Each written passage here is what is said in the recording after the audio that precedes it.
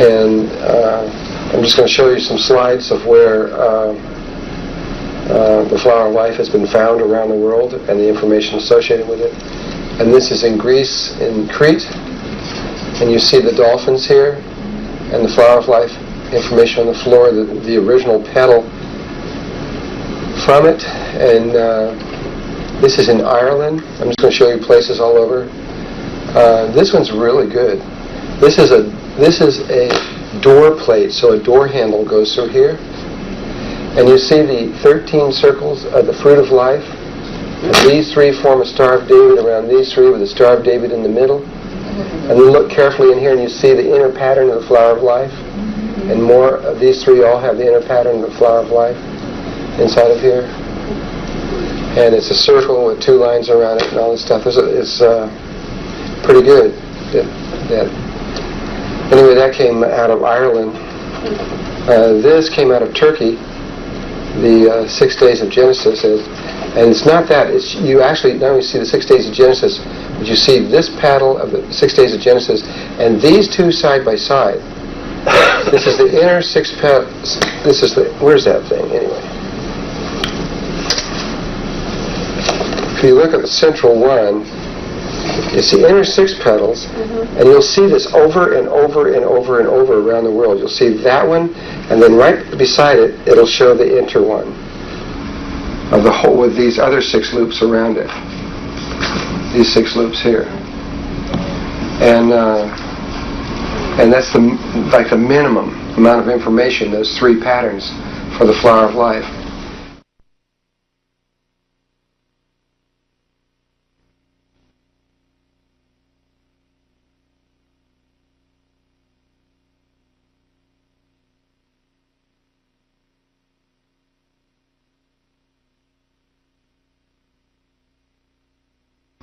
And another place that you'll see those same 3 patterns all over is at the monastery of St. Catherine.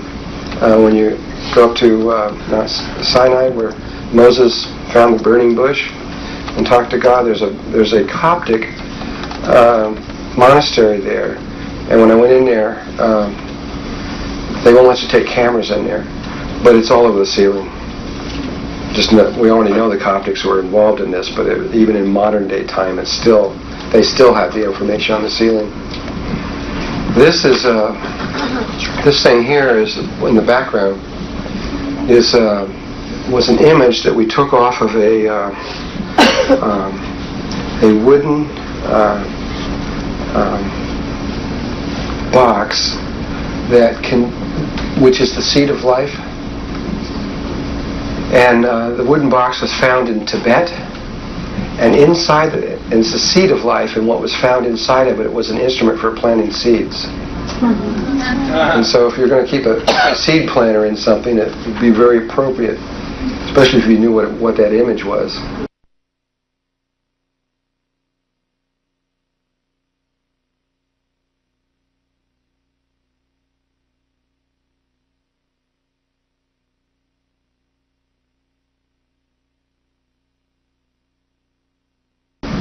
And this image here, which we took out of the flower of life, remember when we had that symbol and all that stuff, when you color it in, is the yin-yang of the Tao symbol.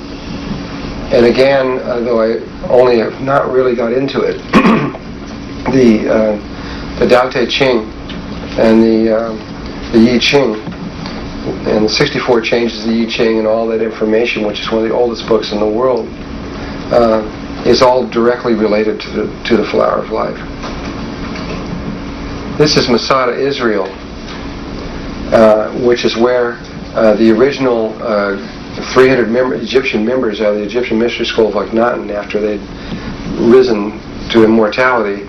And if you go into the center of this ruins to this ancient church, and into the middle of that church, and this is the floor of the center of their church. You can't see it here because this is a copy of a copy of a copy of the slide, but I did have the original in.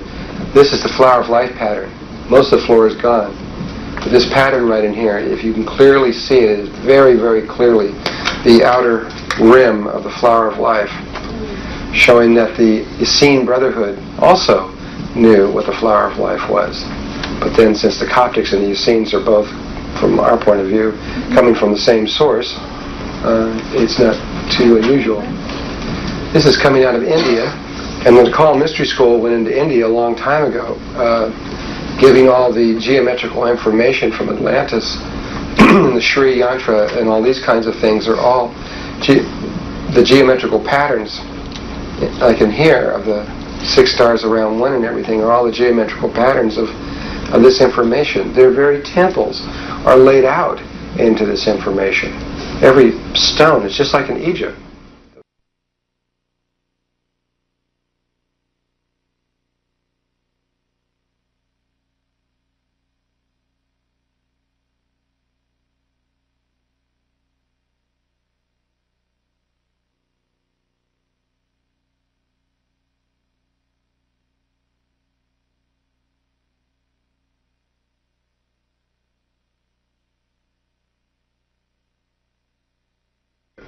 Those temples there are also equally involved in the same information. This is also Hindu. It's a this is my drawing, but I copied it from a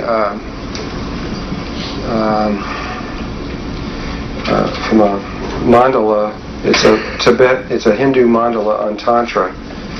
And when you look carefully at the information inside of here.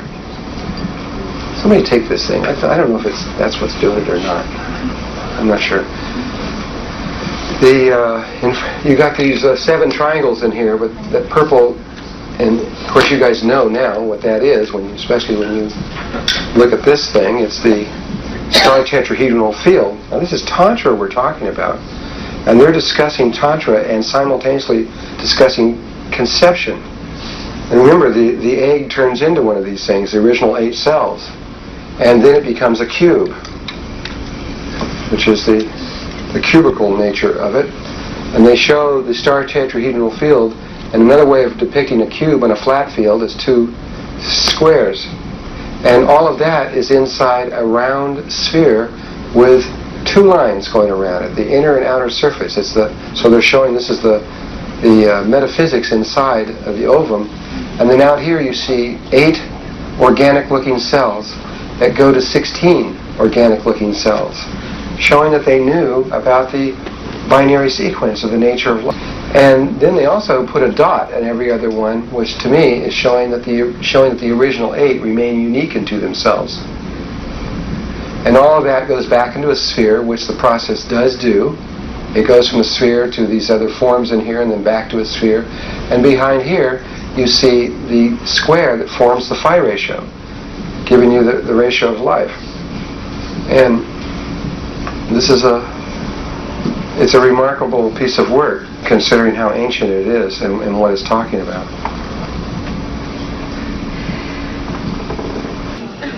Okay, back to the Merkaba, which this is about. This is closing the scroll of the right eye of Horus. And this is Machiavinda Melquisedek holding the Holy Grail, which is the Machiavinda Melquisedek. He's the one that's been here, right? Holding the Holy Grail, and which is the focus will soon be on England and the Holy Grail and what this is all about. And that's the end of the slides. Okay. And now we've got to switch to another time in history, not too far back. And I'm about to tell you something that is more outrageous than anything else I've said before. You're all ready, I can tell.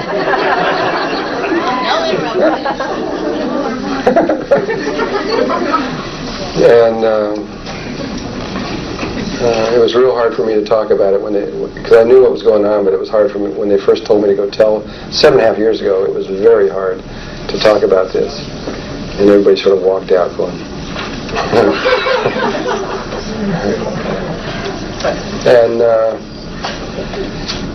But when they started to create the grid 13,000 years ago, it was calculated that we would reach completion and be able to step through in approximately, and when I say approximately, they had it down to about 1 day, I think, approximately the winter of 1998, and that we would be able to move in during that time. And so everything was set up, and the sacred sites were created, and people all over the world in different races that were seemingly disconnected and had nothing to do with each other were working on this little grid, very much like this floor plan that's on the floor here. They were placing them in certain places all over the world, which affected and shaped this electromagnetic field outside the planet. And however, about 200 years ago, sometime in the 1700s, it became apparent to the father aspect may not be completed in time, and at least one person not make it through in time before something would happen. We needed just the grid completed and one person stepping through, which happened recently, 1989. But this needed to take place earlier than this, because there was something coming up that we needed to have this take place earlier. Not that we had to, the whole world had to make the translation, but there had to be, the grid just had to be completed, and we had to have a certain, at least one person living it. And so some point in the 1700s, it became apparent that we might not make it. And if we didn't make it by a certain time, and that time would have been approximately the winter of 1972, we would all die. And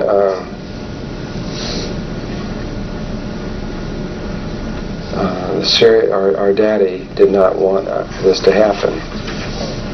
They really did not want to see us get hurt.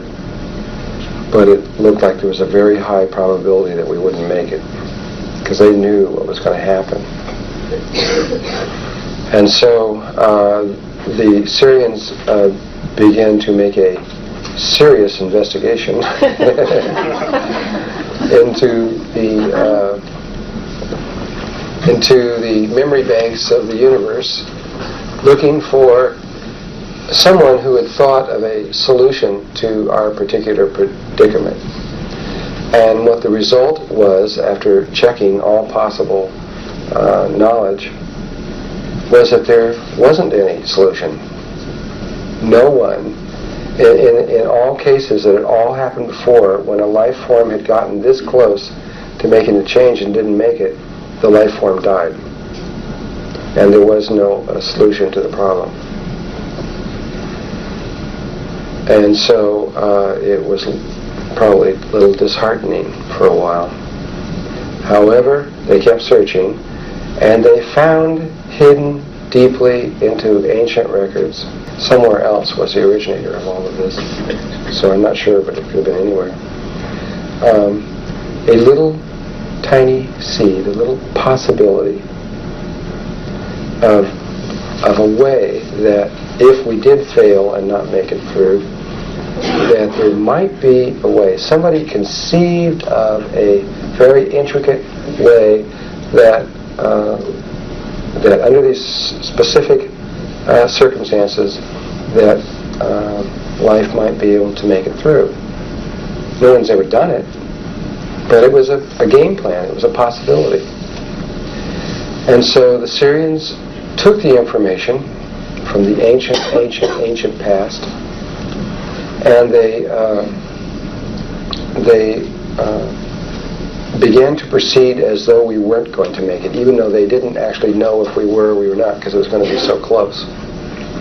And so they began to proceed, and they made, you might say, the hardware and the software, and trained all the people, and got everything ready to go.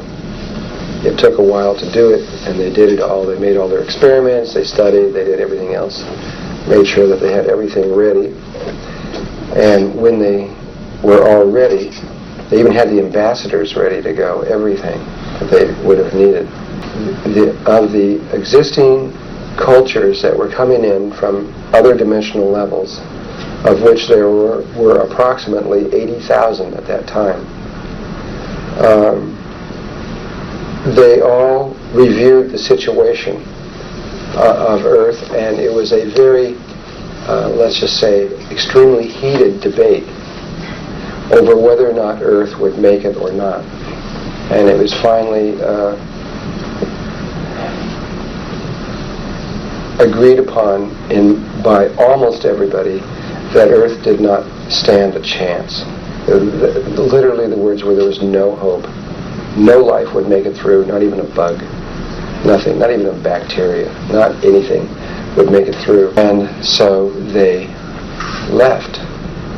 They left us. They left us alone to die, because there was nothing we could do. They set up a field around the Earth that put us into a separate reality for a period of time, and then protected us from ourselves, from the sun, and then at the same time, and got permission to do what I'm about to tell you. They took away our free will for about 2 years, because, and only could have got that because we would have been totally wiped out anyway. It was kind of like if mommy and daddy came to into a kid and took all their, and they had knives or something in there and took them all away from them and said, sorry, you can't have these things right now. They took away our ability to choose for a short time, shot the field around us, which began to control the actual events in our lives. This continued until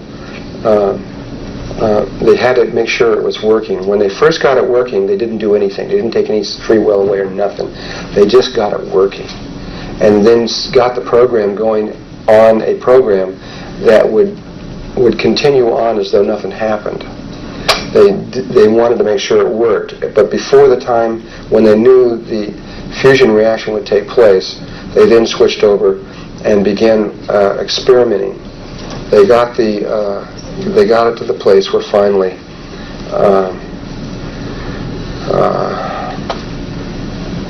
they took away the free will, and they guided us very carefully over the next 2 years during this very crucial time. And what they did was they would keep giving you, or all of us, experiences in life that you might not normally have, that would make you evolve as rapidly as possible. And then after about 2 years, they gave the free will back, because they didn't really want to do that. They had to. They gave us free will back, but they kept the programming going. And so they'd give choices to you, but if you didn't pick the right one, they would just keep coming back at you. Because they're really kind of, no, go this way. No, go this way. No, they're not. And all you need all you need really is one, but if you've got two, then you're really together. If you've got two beings of at least Christ consciousness level, there's no problem. That's it. There's no problem for the entire planet. That's all it takes. I mean, we didn't even have two here? Not even one? Not that could do, no, we didn't. Not, we had ascended masters.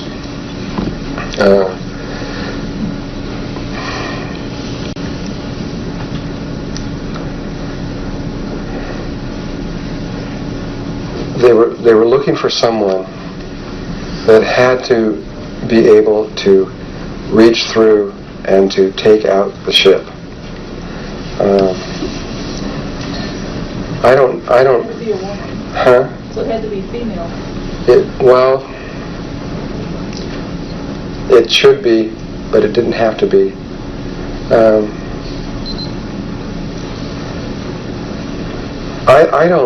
I don't really understand. This has come up before, and I don't really understand what the linkage is between the ascended masters and the body on the earth and the relationship of that. I know that Thoth, who was one of the ascended masters, took the ship up before and said that he could never do it again. And so I don't I don't understand that point fully, and I can't help you on that exactly. Why they needed someone new, someone out of this cycle. I don't know if this is because of the fall and that there was a separation. I don't understand. They were looking for someone of this cycle to be able to do it. Now, why? I don't know. I should be able to get that from the angels. I don't understand. It's come up before, but I don't know. I can't tell you. I'm sorry. Is that form still out there? It's still there right now, yes. They didn't know how long they were going to be able to do this. They needed to get us to a level of consciousness. They needed to get first of all, I know what part of the problem was. They didn't have the grid completed. Grid wasn't completed. And so it wasn't possible for us to make a transformation without the grid. And so it just simply wasn't done. It was almost done, but it wasn't done. And that was the primary thing that had to be completed. Yeah. I remember listening to this story on your tape. Yeah. And just a couple of weeks ago on the show Sightings that's on Friday nights, Japanese cinematographer shot a shadow on the moon that's a 50-mile-long lozenge shape that would correspond to the ship you're talking about. So the shadow wasn't. The scientists who looked at it said they calculated from the shadow how long the ship would be, and they said 50 miles. Oh, I see. I'm not quite sure how that's possible from that ship, but I don't know. It was a clear lozenge shape on the movies. Yeah. Okay. I'll tell you. I don't think it's that. See, they put the ship outside the membrane and put it up on a fourth dimensional level, specifically so it would not be seen, and put it outside the membrane so it wouldn't even be sensed. That's why they had to put it so far away. And I don't think that that's what that is. That might be something else, but I don't think that's what it is. What? Yes. Is it active in any way at this time? Yes, I'm about to tell you what continued on. Let me tell you the rest of what happened.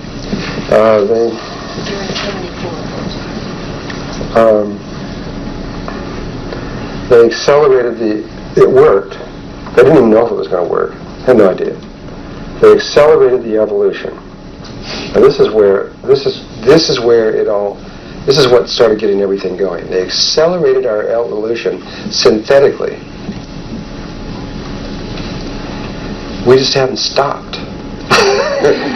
We started going faster and faster and faster, and we started evolving extremely rapidly. And then everything just started taking off. And nobody expected this at all. And they got up to the place where, and each time, there were several times where they thought, well, there's no way they can hold this field any longer.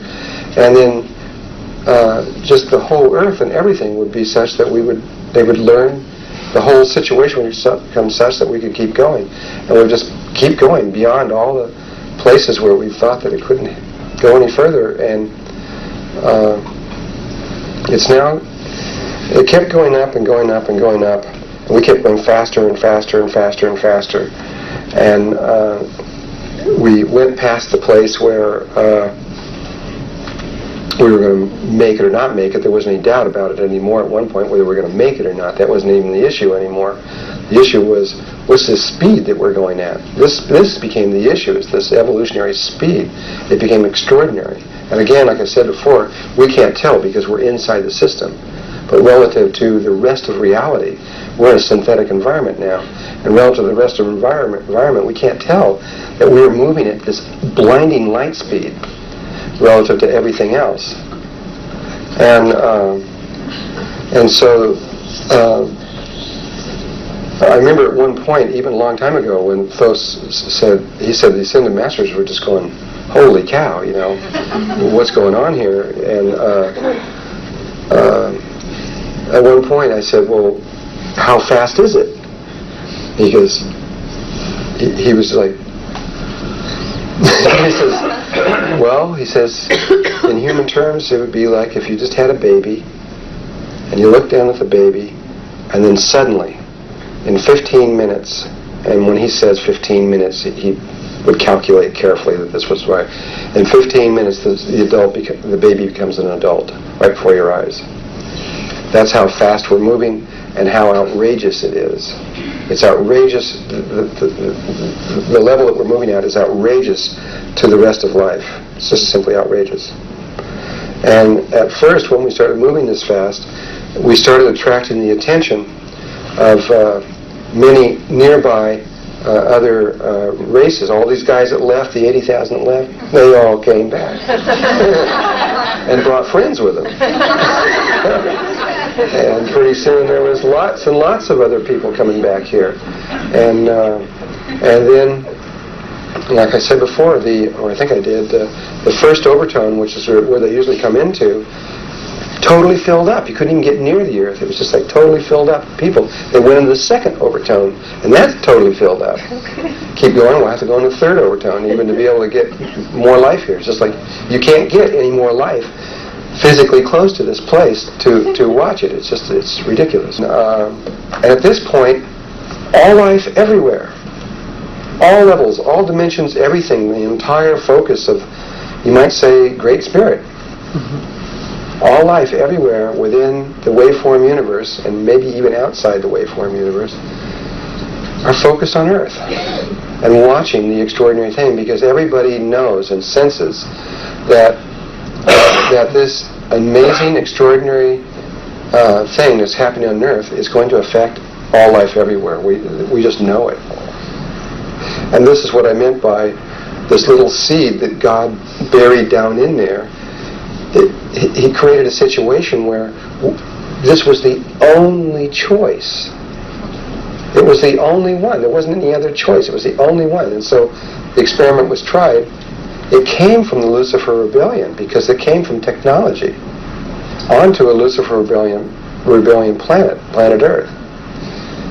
And now the thing seems to be coming up with the answer for both sides. So who am I to say? I don't know. But what appears to be happening now is that God appears to be entering into the situation. And God, I mean us on the other side of the experiment, the whole experiment outside of the waveform universe, seems to be interacting directly. Things are occurring here that just really are not natural. The grid that's around the Earth that was finally completed in 1989, that grid, which again is based on a dodecahedron, but far more integrated. It's a stellated dodecahedron, but there's much finer aspects to it, reflects the consciousness of that life form directly. And Christ consciousness usually evolves over a long period of time. In other words, it goes into one stage of unity consciousness, but there's many levels that continue up. There's stages of growth that continue up even from there. And you can always tell where it's at just by looking at the grid. So if you want to, what they're not really watching the individual human so much as they're watching this geometrical image around the Earth, and it usually makes maybe a change every, well, maybe 1,000 years, or maybe every 10,000 years, or something like that. We're making changes in this thing hourly, and sometimes even sooner. And so, whether you know it or believe it or not, we are in the midst of an extraordinary experiment here that all life is focused on.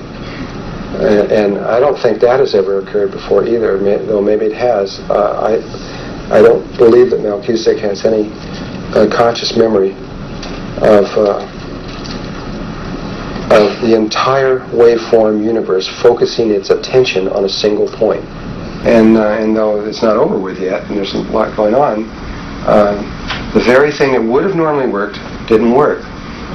And so because we're in this unique flipped around situation, the Syrians and those that are working with this have opened up the whole thing, hoping that as we keep growing, we will all those that are connected to to another way of being where we love one another, that love will take over and will start guiding the events in the world. And the more the dark resists, the faster we would go. Okay, he's got an answer, a question over there. Maybe you got the answer. We had this somewhat heated discussion the other day about technology and its dangers and the possible value during the transition period and its addicting nature and all of that. And here we have a case where very sophisticated technology is being used in an interventionary manner to assist revolution instead of to addict us further. Now, it could be argued that it's simply extraordinary and that within a duality-based universe, this kind of intervention is okay to kind of get ourselves out of the problem. But from the way you're describing it, it seems that races not even involved with the Lucifer Rebellion are interested because of the speed of evolution that it's facilitating. And so the question is, this is a question, is, to me that seems to validate the idea that if technology is approached in a balanced way, where the heart is used just as much as the mind, at least in this transition period, it might be appropriate in some forms. Well, like I was trying to say in the beginning, I'm not going to say that doing it is wrong.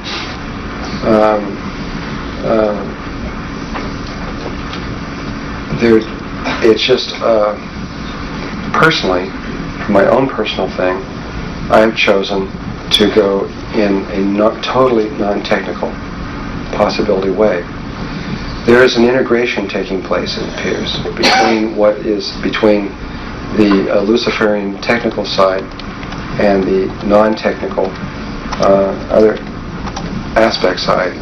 It appears to be that it is the Lucifer Rebellion and it is the technology of that which seems to be triggering this situation.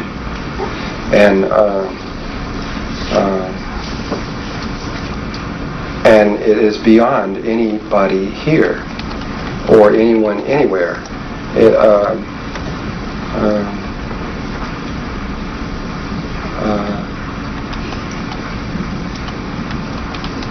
Everybody has to, at this, I think the most important thing in all of this, and this is the real crux of it, is that a lot of the technology, like what the Grace had, there was no heart.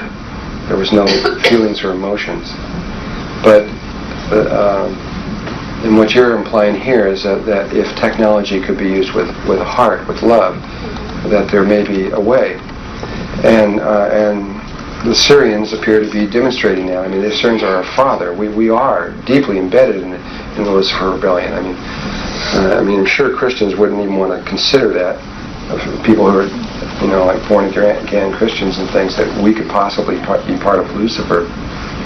But we are in here. And I'm not trying to stop. Personally, I don't want to stop either one. I want to find this way between all of it in the whole thing. That there's got to be some kind of path that can satisfy the needs of those that have taken that path and those that have not. And more than anything, I'm just watching. I am teaching the Merkaba stuff because that was one of my instructions on how to do this. Because right now we're way out of balance, if you want to look at it that way. You have almost 100% of the people here totally involved in the Lucifer thing, and there's nobody balancing out the other side. We only have about less than 8,000 people that have taken the path of non-technological aspect, which we call the Ascended Masters. And I really don't know what the answer is. I don't know where it's going to lie. I'm just like a reporter here, just saying, this is what's going on. This is what I see. And I'm trying to be a reporter with heart, hoping that there will be some kind of way that we can all come out of this in a good way. And I really don't think that, these people that are prophesizing right now, I don't think there's anybody that knows where we're going. I don't think anybody at any level at all, except for God himself or herself, knows where this is taking us. But wherever it's taking us, we're getting there real quick. We're not going to have to wait a long time in this one, because this one is like, right now, tens of thousands of years are going by every day on Earth, though we don't know it. And it's really going fast. There's a couple of us that are leaving tonight, so... Yeah, they're leaving at 7. You got to leave at 7? No, like 8. Close to 8. Well, maybe I should try to get all the informational levels in as much as possible. Stuff that's really important. And then after that, well, if there's time left, we can do that. We now think, see, originally, when they set up the grid to just put us back onto the orbit again, their intention was just to put us back from the 3rd to the 4th dimension. And that is all that we would do. And that was all it was planned to do, and it was all it was supposed to do. But because of this speeded up thing, that evolutionary pattern that was set in there, that threw this whole thing out, and we're going so fast, then it looked like, at one point it looked like, well, we're going to go further than that. And then it looked like, holy cow, we're going to go up to the 5th dimension. And everybody's going, wow, 5th dimension, man, incredible. And then it looked like we were going to go into the 6th dimension, and then the 7th, and then the 8th, and then the 9th, and the 10th, and the 11th, and the 12th. And everybody's mouth is dropping further and further and further in all of this. And then finally, just recently, I was given the instructions on how to create the group Merkaba that would extend us beyond the Great Wall. And part of the human consciousness of the Ascended Masters made it over the wall using this information. Part of our consciousness went through the entire dimensional level and over into the next octave. Which is just, forget it, you can't even talk about it. It's just so outrageous. And now it's looking like we're all gone. We've been resisting. Now we're finding out that because of that we can move a lot further and faster than ever possible. Well, on a more balanced way, it's really, if you have to give thanks, it's thanks to both the Dark and the White Brotherhood for their dance that they have. Because see, before Lucifer and before Jesus, there was no dance in the same way. There was a homogeneous structure. And when God polarized the two and made one on one side and one on the other side, he created a dance. And it's not a person or anything that did this. It is the very creation of the dance by God that has created this extraordinary situation that is now taking what has always been a very slow process and just something that is super accelerated. Now, that not just because it's super accelerated doesn't mean that it's positive or negative, that it's good or that it's bad. It's all we can say is that it's different, definitely different. And the part about it that I'm mostly happy about is that what I can see taking place here is that it's now beyond any of the players. All the players in it, it's beyond Lucifer. It's beyond Jesus. It's beyond them all. It's beyond on all of them. Everybody. Beyond the Melquisedeks. They're all sitting here going, they've lost control. They've lost control. Really. And God has stepped in. And something greater than all the levels of life, all the hierarchy of life, something greater than this created hierarchy has stepped forth and is expressing itself. And from my point of view, I just say, go for it. Yay. Because I'm not concerned about life and death or anything else like that. I'm concerned about healing on galactic, on cosmic levels, and also the fact that we are now, the light is now stronger in controlling the events, where originally it was going to be that the darkness was going to be in control at the time. In other words, the chaotic aspect of ourselves, and I just think that we may find that we may create a situation that we move up into the time when the poles shift, and they will shift, I believe. But we may move into that situation with none of the normal violence that was associated with it. It may be very, very smooth. That has both a positive and negative side too, and that is that it means we might not have any warning, or very little warning. It just may happen very, very quickly. I don't know for sure. I'll try to explain all that I can possibly explain about what I know about what may happen, but Are the Syrians still holding the field? they're still holding the field, yeah, which they never dreamed. On all their calculations and everything else like that, they never dreamed that they would be able to go until 1993. They just didn't. They couldn't even conceive of being able to hold that field that long. Is it like a holographic field that one of us is really here? It's a hologram, and they are creating a separate reality on it, and not directly connected to the actual reality outside of it, from which everyone's looking in at. It's like a holodome. Yeah, it's like, or the holodeck on Star Trek, that kind of thing. Much more sophisticated than even what they were conceiving of then.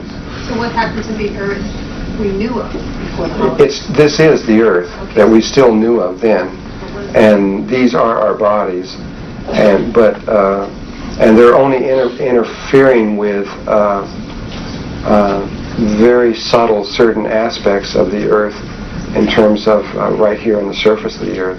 Most of the hologram is extraterrestrial and in space, protecting. So we can't see the sun exploding. We can't. That's the main thing. We just aren't ready.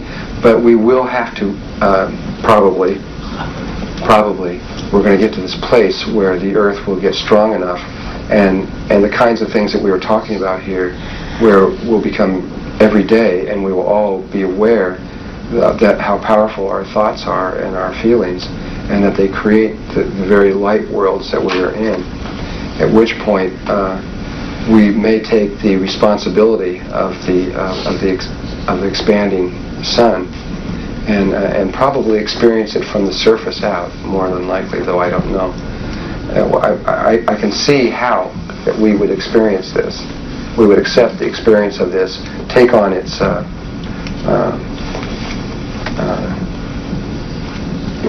effects, and go on from there. Because see, the sun, if consciousness can tune to the heat of the sun, it isn't hot. It's just light, and it's beautiful. It's beautiful. You can go right into the sun. I've done it, and the sun is not what you think. It's as infinite inside the sun as it is outside, and space is connected inside as well as outside. And the time that it takes to get from Sirius A to our sun is about 90 seconds, going inside the sun. I don't understand why the ozone layer and the rays of the sun going in the ozone layer, why is it so harmful to us? Well, because they're still they are allowing the program to continue on as close to possible as what would happen if nothing was going on.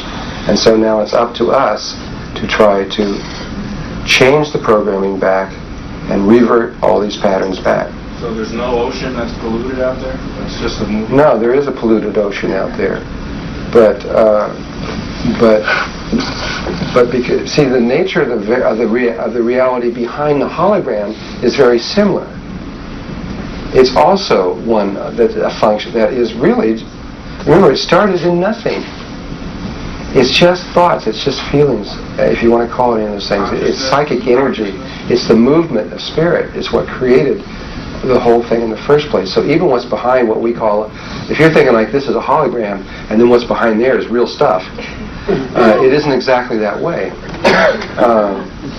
And so, is that when the when the masters say that the relative existence is an illusion, are they referring to the hologram, or are they referring to the duality? Most of the people who said that, and when they called it Maya, did not know or even conceive of the situation that we were in now. They were referring to the very reality itself, which is just light. It's illusion. And so what we have just done is create an illusion within an illusion. Okay, so the illusion behind the created illusion is an illusion. That's right. Okay, and that illusion is the duality of the self as separate from itself, the double helix. Oh. Yeah, I think so, from that point of view. Okay, so when God sent Lucifer and Jesus in two separate directions, it forced people to experience the duality, and it brought all these extraterrestrials and races from all over the world to this one spot to look deep within reality in order to find its way back to God. Maybe. I mean, I really don't know what God has in mind here.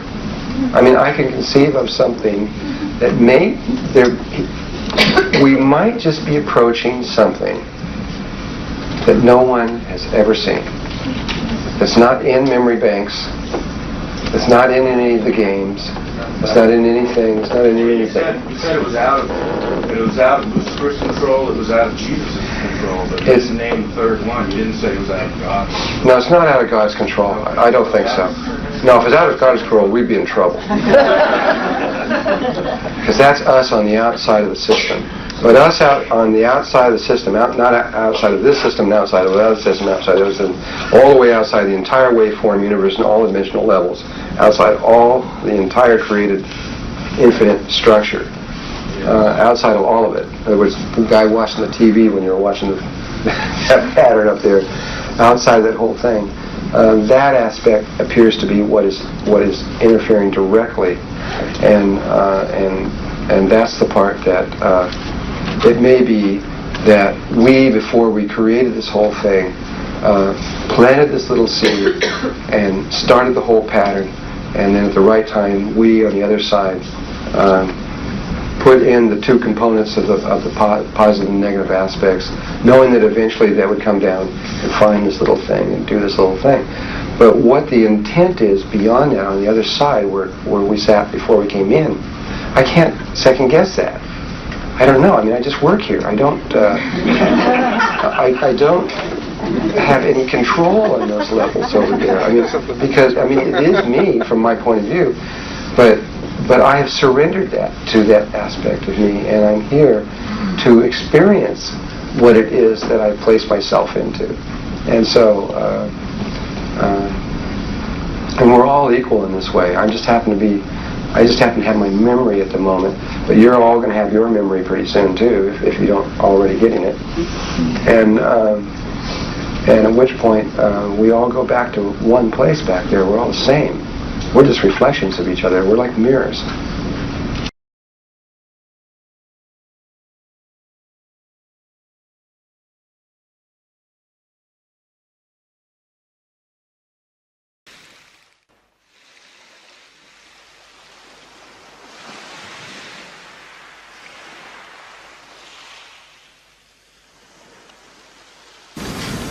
But the image that was given to me to give to you is that it is very similar, at least the image is very similar to someone who is in a canoe going down a river in a jungle, where you are got this smooth, wide river with blue skies and dense jungle on either side, and it's beautiful.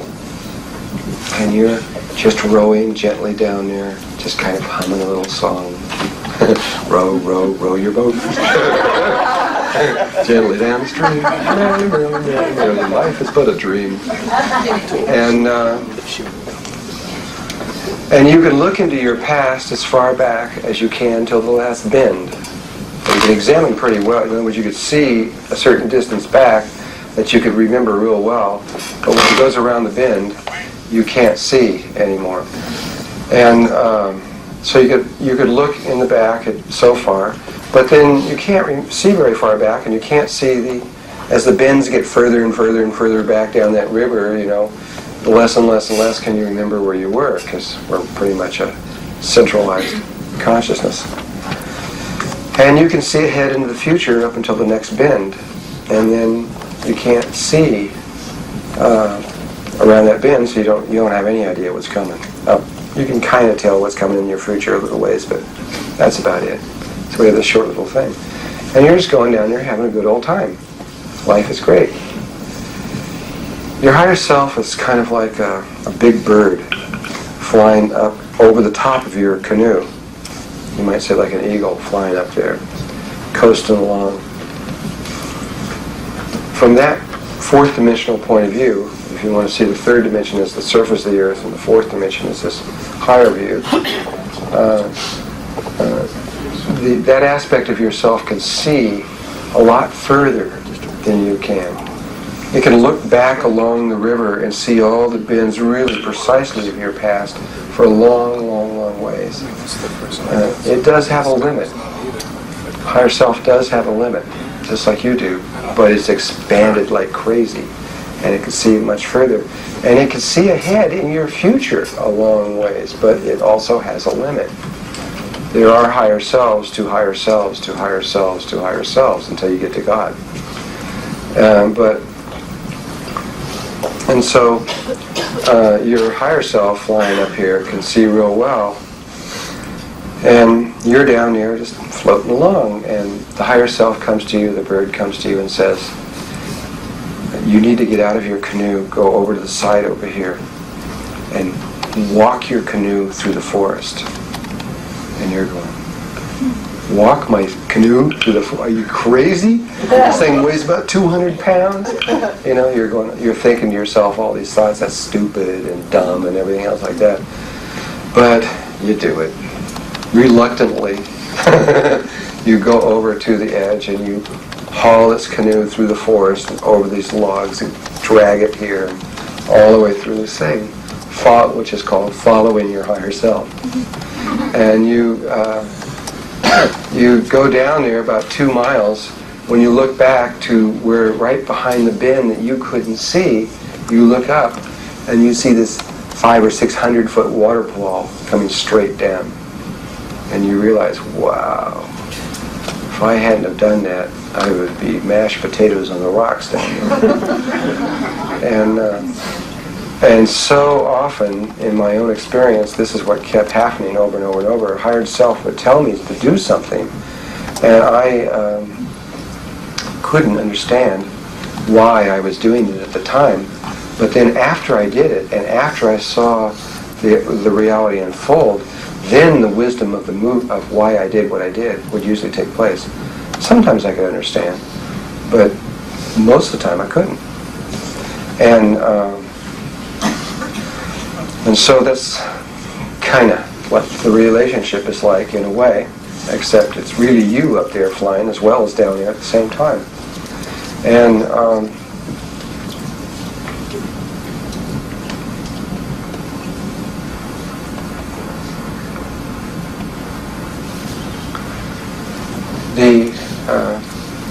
the actual connection with higher self has very subtle aspects which I'm not real good at teaching and trying to understand right now. And what has to do with things like self-esteem and being able to believe in yourself, truthfulness, trusting. Very subtle aspects that I'm trying to identify and trying to understand so that I can communicate, and it's not one of my great communication skills.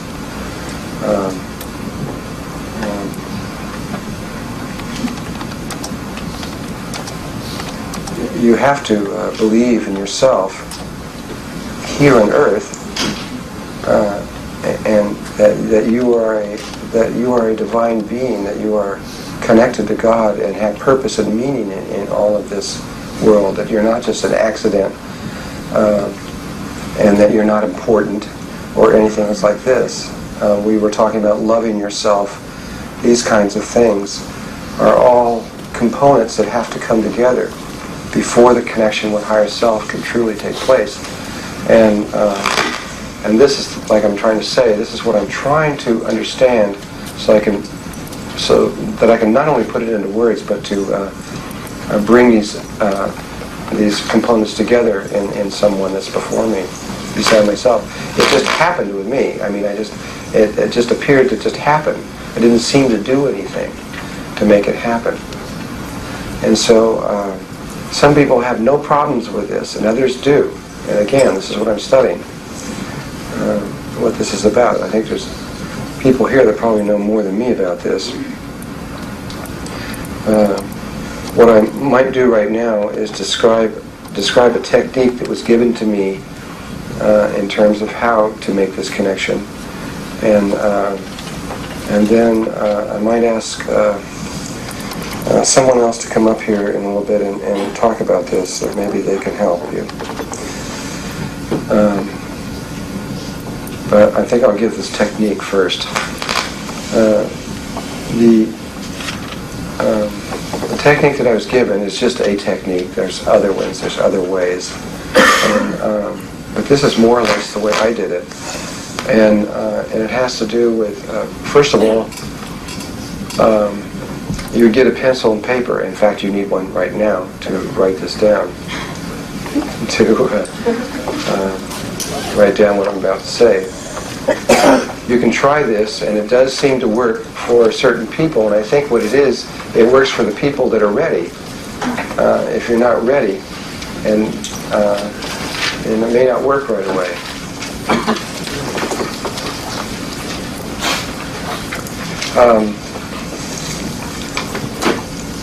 First thing is that you would go into the Christ consciousness. First of all, before you ever even begin, you are to write down on this piece of paper now a question. Excuse me. Write down a question to your higher self. We're talking about like a polarity here now, as though you were two-ness, though it's really oneness. Okay, but in the beginning, it is a two-ness, and so. You write down on this paper a question that you're going to ask to yourself when you make this connection with yourself. And the question would be something along this line. I'm not going to tell you exactly. You need to write it down in your own words. And that is, you're going to ask your own self what it is you can do that would be an act, a physical act you can do in this world that would, first of all, be something that would be spiritually healthy for you, that would be something that would be good for your spiritual evolution. And second of all, by the very act of doing this thing, would demonstrate to you or to prove to your heart that you have made connection with your higher self. You're testing higher self. You're asking it to give you something to test. Okay? So you write this question down of how you want to put it in your own words. And you put it on a piece of paper, and you put the pencil right down on the floor or wherever you're on your table, where you are when you're going to do the meditation. And then you sit down and you do this meditation. Now I suggest that you wait about 2 weeks so that you do this meditation till you get to the place, to the first 14 breaths, that you get to the place where you're comfortable with it and you're familiar with the exercise, so you don't have to really think about it. You know how to ride the bicycle and you're not having to figure out where everything is, and you know how to do it, the mechanics of it. And then when you figure you're ready, you go in, you sit down and get somewhere where you have turned off your telephone, you've locked your doors, no one's going to interfere with you, and all these kinds of things, because those kinds of things could come at the wrong moment for you. Just isolate yourself a little bit one time when you're ready. And begin the breathing and go until you get to the place of the 14th breath. Well, we need air in this place. And when I start yawning like this, I know that it's my little barometer. Or whatever it is, I know where there's no oxygen.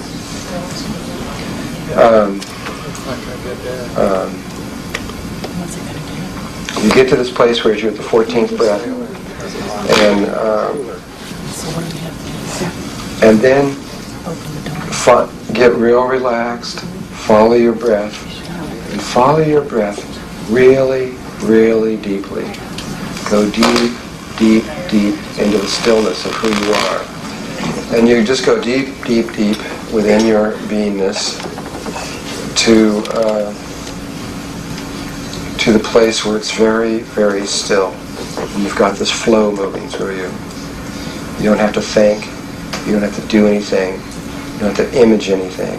You don't have to be anything. You just are. And if you stay long enough in there, you won't even be aware of your body or anything. You'll just be a little spirit. And what's happening is you're breathing fourth dimensionally. And when you get that still in that breathing, you're going to raise your consciousness very slowly to a very high level of fourth dimension. Well, not high compared to what's possible, but higher compared to where you are now. You'll be breathing. You'll be raising your frequency to a fourth dimensional frequency, which will make it very easy from that place to connect with higher self. It would be a lot. You could do it in a safe way, or a furs meat market or something, but it would be a little harder there than it would be in this real quiet place. And so once you get there and you stay there for a while and you feel like it's right and you feel like you've reached and your heart is open as much as you can, then with as much sincerity as you can, ask your higher self to come down to you, to come into your presence at where you are so that you can feel this higher aspect of yourself, either in or around you. You invoke it. You ask it to come in. Now the next thing that happens, assuming you are ready, is something that I can't say what will be, because it could be almost anything. Higher self can come into you or come to you, and that experience could be almost anything at all. It's as limited as your imagination. And it's probably tied to something that you have determined a long time ago already. Higher self may come in, and when it comes in, and you could experience it in just about any conceivable way. For me, it was two spheres of light. For my wife, it was these 10-foot tall angels.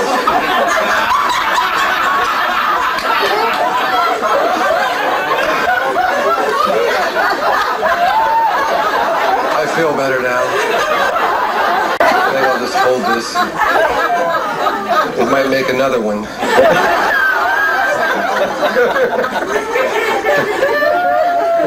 That was my mantra for a long time. Orange, orange, orange. Sun-kissed.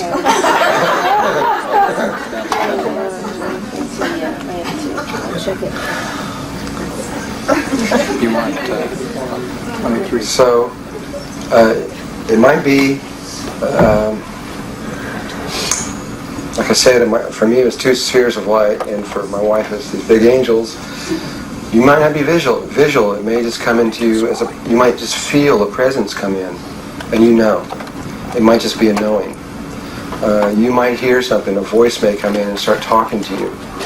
Or almost anything can happen. It just may be lights, it may be anything, it may be nothing at all, and there's just this feeling that comes in that has meaning to you, It may be that you're sitting in your hand, picks up the pencil and just starts writing, and you're wondering what's going on, because it's just automatically doing it. It could be almost anything at all. But the important part of this, what I'm trying to say here is that once you get, assuming that you get a communication of some sort, which again could take any kind of form imaginable, but once you get the meaning of what it means, you get it, whatever it is. A series of geometrical forms flashes across you, and you go, oh, okay, I understand. And you get the message. The next thing to do is to take all of your fingers, all 10 fingers, assuming you're down low on the ground, and put them on the ground. Take your 10 fingers like this. If you're sitting down on the ground, and put them down like this. This is the best thing if you're low to the ground. What this will do is ground you, literally, and it'll make you come out of the meditation extremely rapid. You can just open your eyes and be here. I don't know, have you ever done this? You can be really deep. You could be in for an hour, and you touch your fingers to the ground, and you can just open your eyes instantly, and you're there. It's real similar to, have you ever been driving a car and you start getting really sleepy? And you know how you start getting sleepy and you can't stop? And you just can't stop? You know how to stop that? Okay, take your finger and touch, you know, what's that bump called? Right underneath the medulla, take your finger and make a little pressure. You'll go boing, and you'll be wide awake. It doesn't matter. It's the pressure on that point. This one.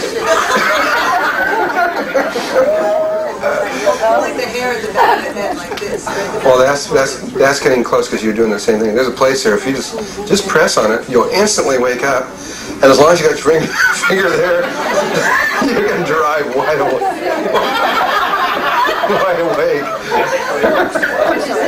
You take it away, and after about 20 minutes, you start getting sleepy again. You got to fix yourself. But it's the same kind of thing. You put your hands down, and it'll just bring you right back. Now, getting back fast is important because I'll explain in a moment.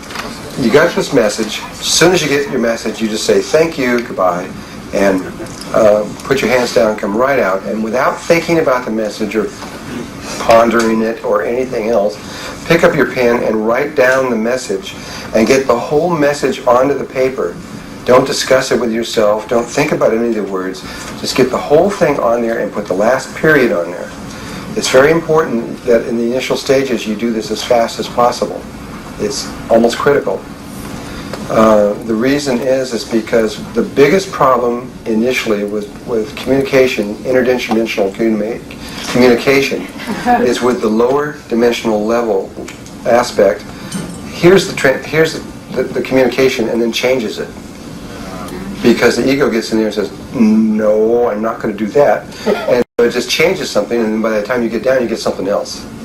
And so this is real important that you get it on there as fast as possible. Get it written down so you can't change it. And so you get it on there, and then, after you get it down, then you can pick it up and read it. Then you can think about it all you want. The first thing I've got to say, and this is almost certainly will not occur. The likelihood of it is just about zero, but I must say it because there is a slim chance. If the message tells you to do something that you believe is morally wrong, you did not get higher self. Take the message, burn it, and wait a while, like a month or something, and meditate deeper, because you didn't get higher self. I don't know what happened. It's your ego. It's something else.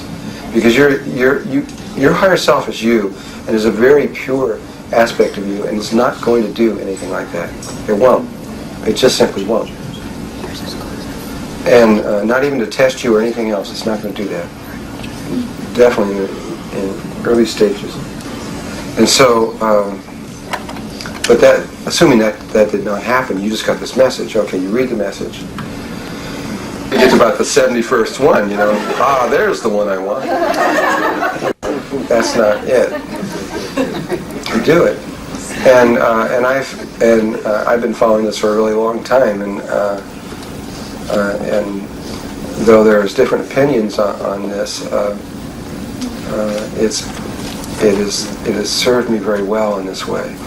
This is my way of doing it. Now, you may have a slightly different way of working with your higher self, and that's okay. I'm not saying that the way that I'm telling you is the only way.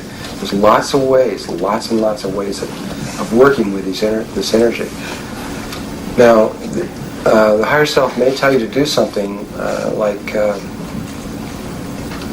I don't know. Well, it's like, let me think of one. You know this disc that you see sitting here? The higher self told me, okay, it's time for you to go study sound. And I had to study sound relative to the chakras. And I said, what do I do? They said, go for a walk in the forest. Okay, what's going for a walk in the forest got to do with studying sound, you know? So I go for a walk in the forest. And I walk in the forest, and I walk for about 2 or 3 miles, just walk and wonder why the heck I'm walking in this forest. And I walk up to a tree, and out in the middle of nowhere, this disc and another one about that big are leaned up against a tree. Sitting there. And I go, wonder what these are. And I took them home, and I found that by striking this thing, and the way the sound, which is a counter-rotating field going this way, and a counter-rotating field going this way, that I was able to explore how counter-rotating field sounds affect chakras. And I studied it for a long time. I ended up putting a pulley on this thing, and was able to raise it and put it at different chakras and strike it. And it was a great. I learned a whole lot. It was a real important lesson for me.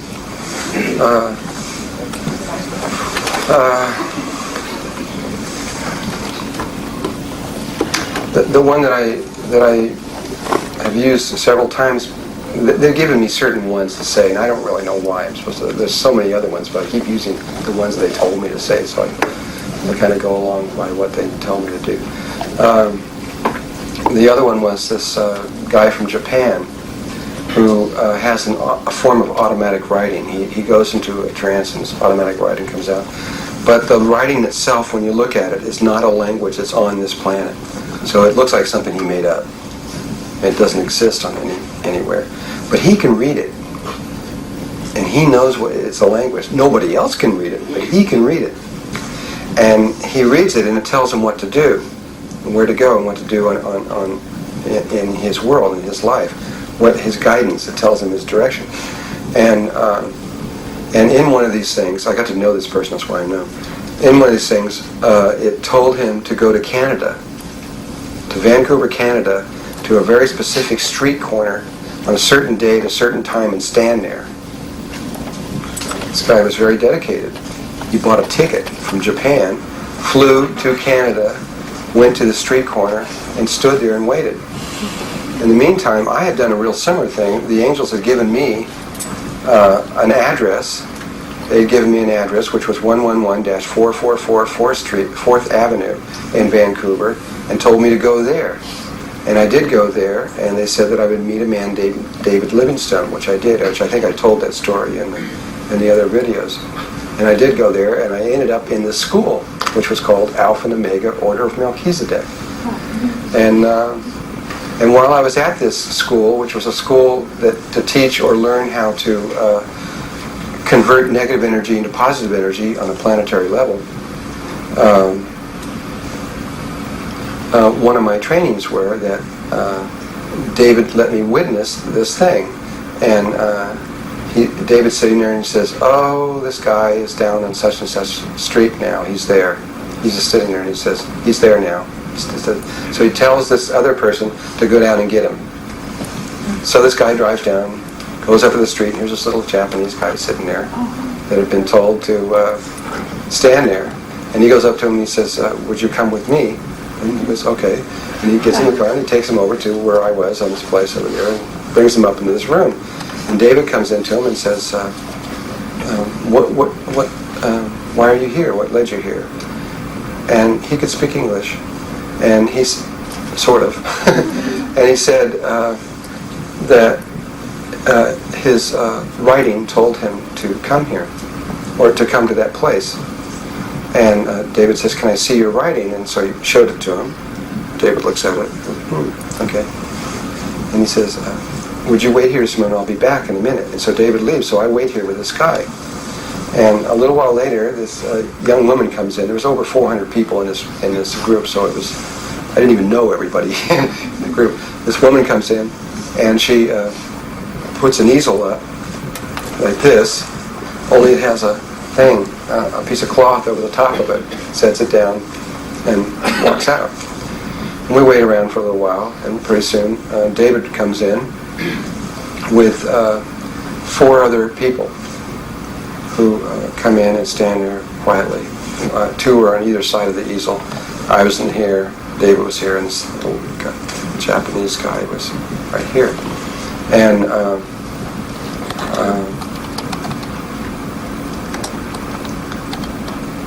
And David, I don't remember exactly the conversation at this point. David said something to him, something I don't remember, and then he lifted the cloth off, and on there was this guy's writing all over it, and it said something to him like, I mean, I can't read it, but whatever it was, his smile went about that big. It said something to him, "You are now home," or something like this, and like that.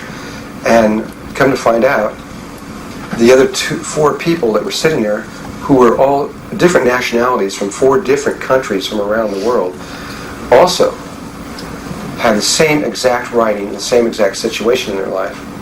And so they were the ones that wrote that on the board to him.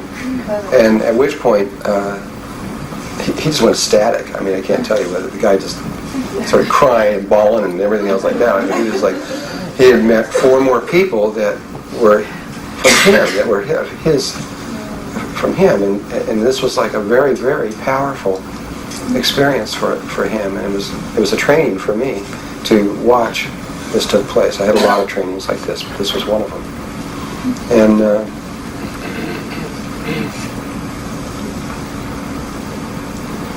And so, starting all the way back from when he was just getting that transmission, the writing that said, "Go to Canada, stand on a street corner a certain day."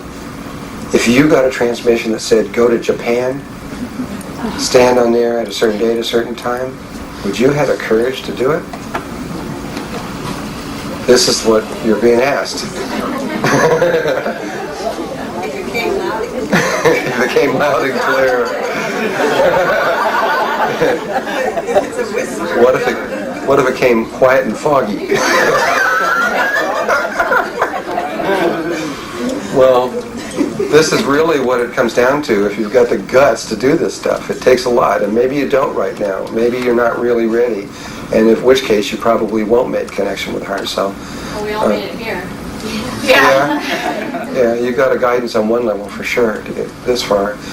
All I'm saying is, if you don't make it right now, hang in there, because you will.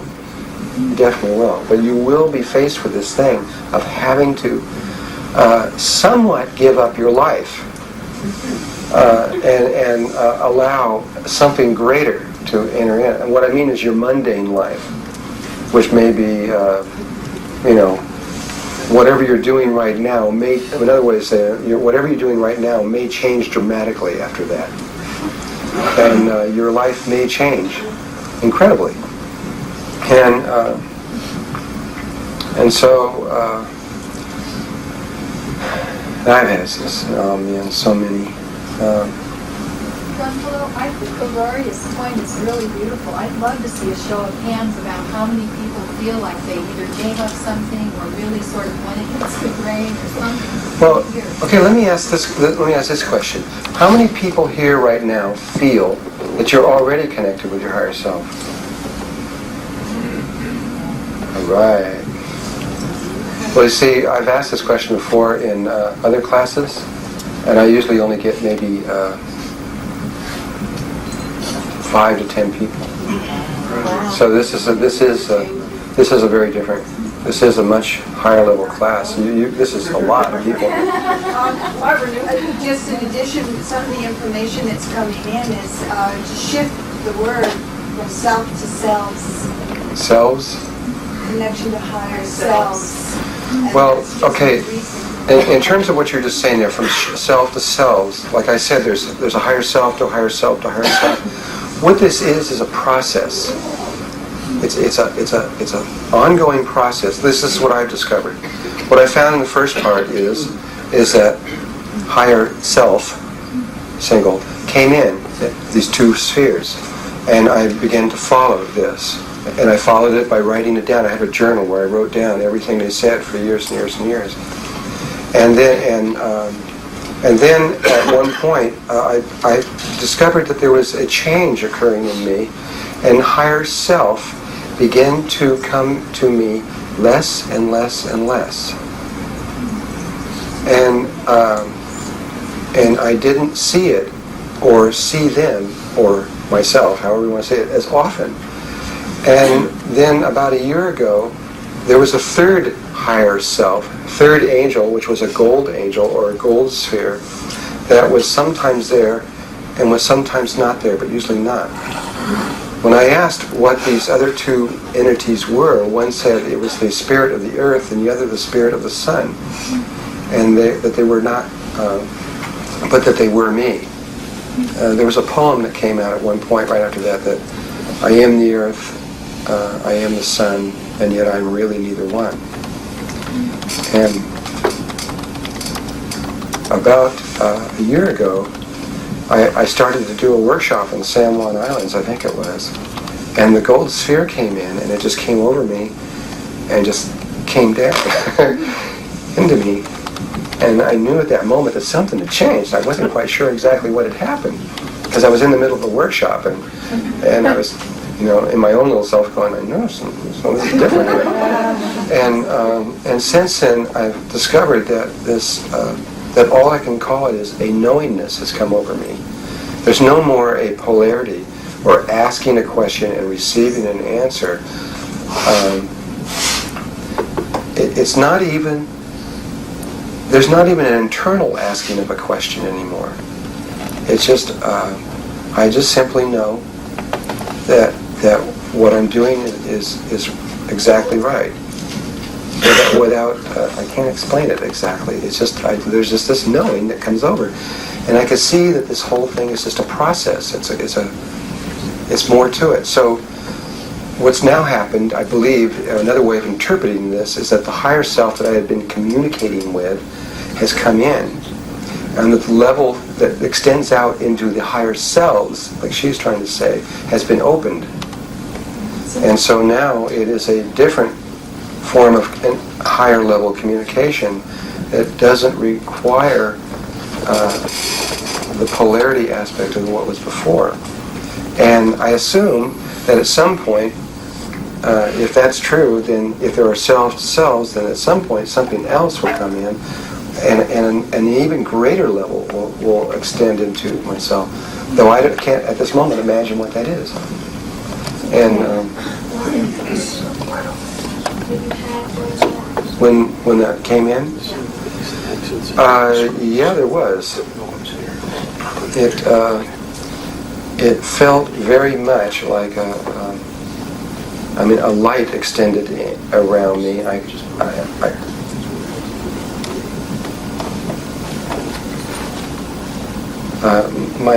My sensation of breathing changed, and I don't know, I felt different. I felt more self-assured, which I thought I was, but I even felt more so than ever before, though not instantly over a period of time. It isn't like some kind of real powerful sensation, but it was a very, very clear thing that took place. There are voices that people hear and automatic writing that people participate in that sometimes originates with entities that are not people's higher selves.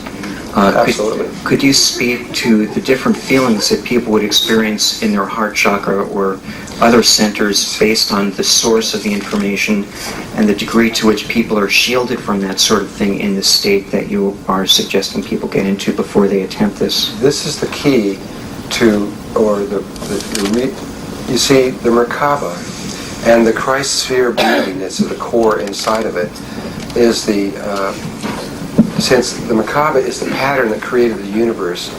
When we created this universe on this pattern, we used the pattern to step into the experience, or the Merkaba to get into it, and it's also the doorway to get out of it. It is also, we set this up in such a way that the Merkaba is also the protection field unparalleled. Once you're in your Merkaba, or even in the Christ consciousness breathing, it's more than a law. I don't know how to say this. The outside influences, no matter how great or how small, cannot influence you unless you allow them to. And so the purpose of waiting until you get into the breathing in the sphere, the golden sphere of light, is that your intention then is that only your higher self, in other words, you're invoking your higher self to come in, no other, and no other will or can. The only exception would be is if that person is running some kind of program in them saying that there's got some kind of low-level program going on and saying, only my higher self and maybe Joe over here, or something like that, because it's going to respond to that. But so you've got to be very, very clear and say, only my higher self, I'm invoking only that, nothing else. And as long as you do that, you won't get anything else. Now, without this golden sphere, if you're just sitting down and doing meditation, and you're asking for that, you might get just about anything, especially with automatic writing or things like this. It could be, it might be benevolent to you, and it might not.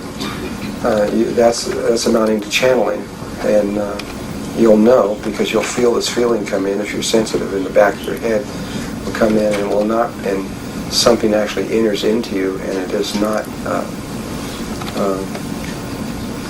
It's not you. It's something else.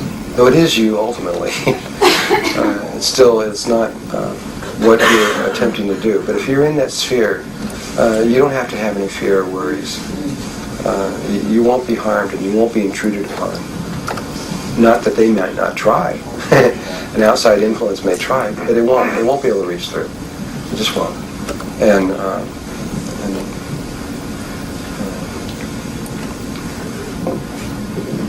once you hit the Merkaba field, then the protection is just absolute. I mean, there's just nothing. There's no way. There's nothing. But I don't think that you're going to have any problems with reaching higher self in this way. I don't anticipate that, and I don't think there will be one for lots of reasons. Because of the situation that's developed around the earth, because of the unique cooperation between the dark and the light brotherhoods, and because of the timing that we're at right now and everything else, all of this should move very easily, and I don't really anticipate any kind of problems at all. Don't be afraid.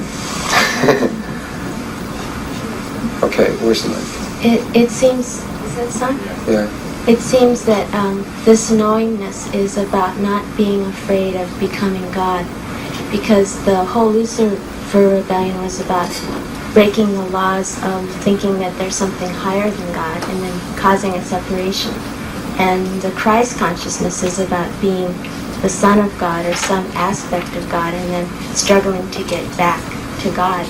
But everything that's happening now of acceleration and all that is going into that state like of knowingness where it's really natural to be God, to be God, not one person God over anybody else, but not putting God above or below or putting anything else above or below. So it's like that, it seems like that oneness, that experience of oneness where there's not even a separation between a higher and a lower self is that experience. And we all just have to get used to not being afraid of that or thinking that there's something wrong with that. I was going to say the same. Because when you say, I want to talk to my higher self, you're creating a duality. And we know that duality But see, I'm assuming, most of you are already here, but if there's someone that's already in duality, it offers a starting point But of you process. have to lead them towards the light, and the light is truth. You're the teacher. No, I hear what you're saying. This is just a technique, like I said. There are other ways of thinking about this and other ways to approach this. It's not the only way. And like I have said already, this is one of the weaker areas that I am able to communicate in. This, however, this is what I'm really offering is more or less the process that I went through. This is what happened to me. And I began to follow this, and what I'm seeing is that was the very first thing the angel said, the very first thing that came in. I saw something separate from me, and it looked at me and said, "We are not separate from you. We are you." And I didn't understand it. And so I had to go through an understanding process of how that could be, how something outside of myself could be actually me. And it took many years of understanding, and I'm still getting more and more understanding through this very process, and different levels of what I call communication within myself.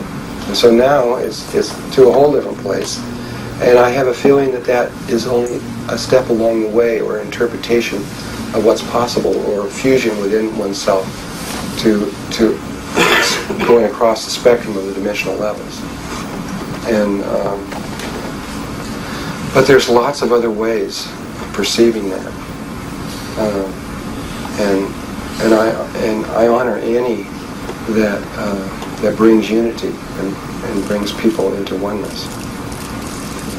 I've studied enough of the other religions to know and understand what you're saying, but that isn't what happened to me.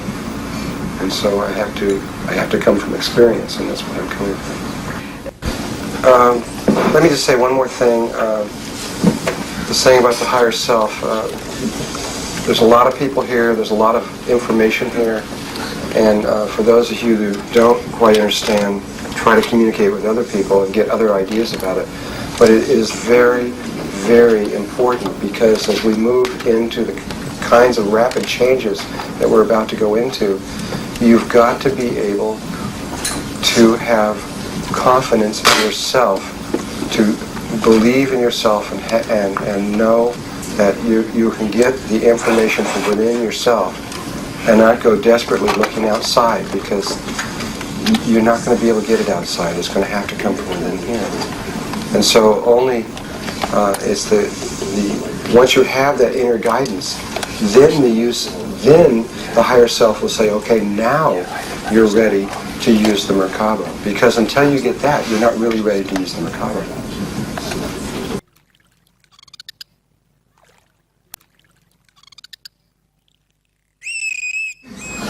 We have two last areas to cover that I can think of. And the first one has to do with healing, and the last one has to do with the actual transition across to the other dimensional levels, and some aspects that you need to know about that. There's some very important things you need to know about that transition over into the other dimensional levels. And we've got about an hour and a half, so we're going to go for it. Should do it. Okay, this first subject of healing. I mentioned already what my feelings were on, as far as technique goes, that we use technique, I think, more as a vehicle of communication between each other to communicate, but that that healing has to do with love, and that if you're healing yourself, that it's a matter of being centered and being in love with yourself. And if you are to assist in someone else healing themselves, that it is that is that it's love that you're giving to that person that they're feeling that's allowing them to heal themselves. And any technique that we use is really secondary and of very little importance other than that. It's kind of the same thing that I'm saying about the workshop. You can talk about technique, which is the Merkaba, which is perhaps important for what we're doing, but the Merkaba won't work without the love. And it's a similar kind of thing with my healing. These are my concepts on healing, okay? I'm not saying this is the end final word on healing in the universe. This is just, I'm just giving you my ideas that I've learned over a long time. So I'll tell you, with that in mind, I'll tell you how it all kind of started for me. And going way back 20-something years ago, my wife and I were, before the angels had come in or anything else, we were trying to understand ourselves and what the whole thing was all about. And we were using the technique of hypnosis to do this with. And we were learning a lot of things. I mean, my wife was learning how to lift. We were lifting out of our bodies and flying around the rooms and having a good old time and thinking this is the most incredible thing we'd ever learned. And I mean, she was found out she could go down to the library and go in and read books and come back and those kinds of things, astral projection type stuff. And we started learning about some of the other dimensional levels by actually going there and looking around, this kind of thing.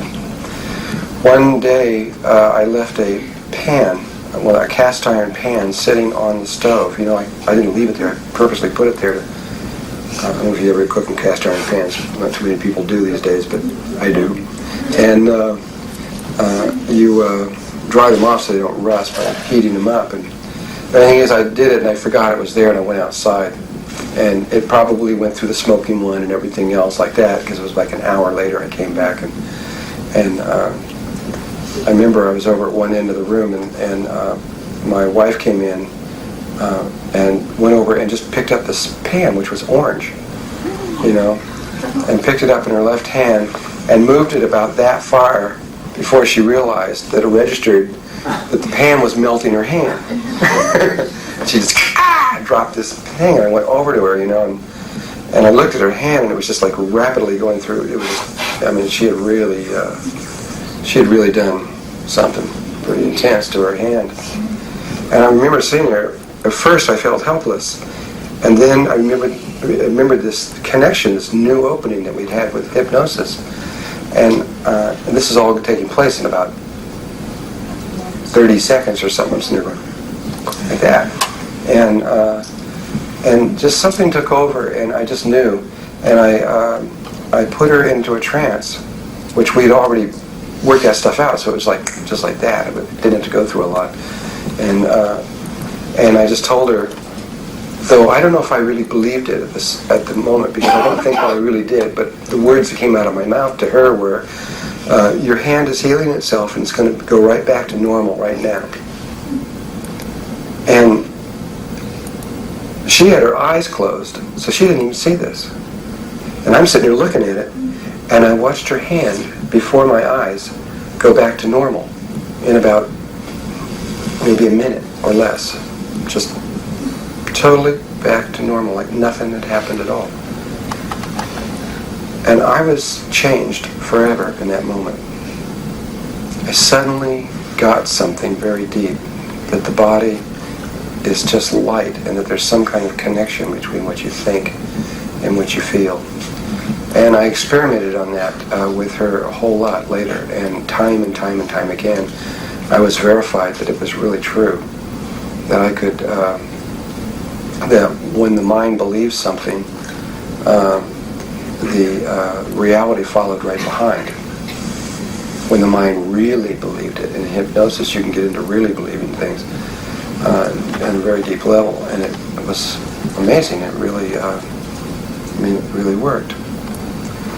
Now, there's another thing I need to say about it, which is very, very, very important.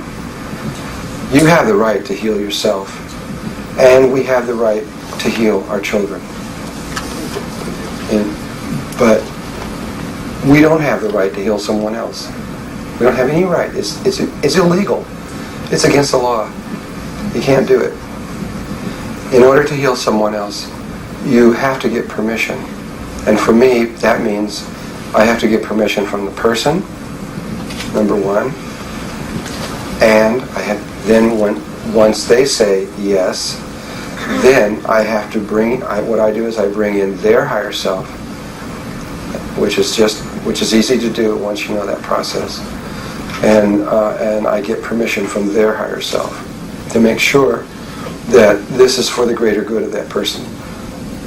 Because you cannot determine that the healing of that person at this time is in the greatest good of that person. It may mean maybe 2 weeks from now it might be, but at this moment it may not be. There's no way to determine that from where we sit. And so you've got to get permission to shoot a beam of light across the room to heal someone, or do something of this kind of psychic nature. It's a no-no. You can't do this, even though it may seem like it's a good thing, because you just don't know what is needed for that person.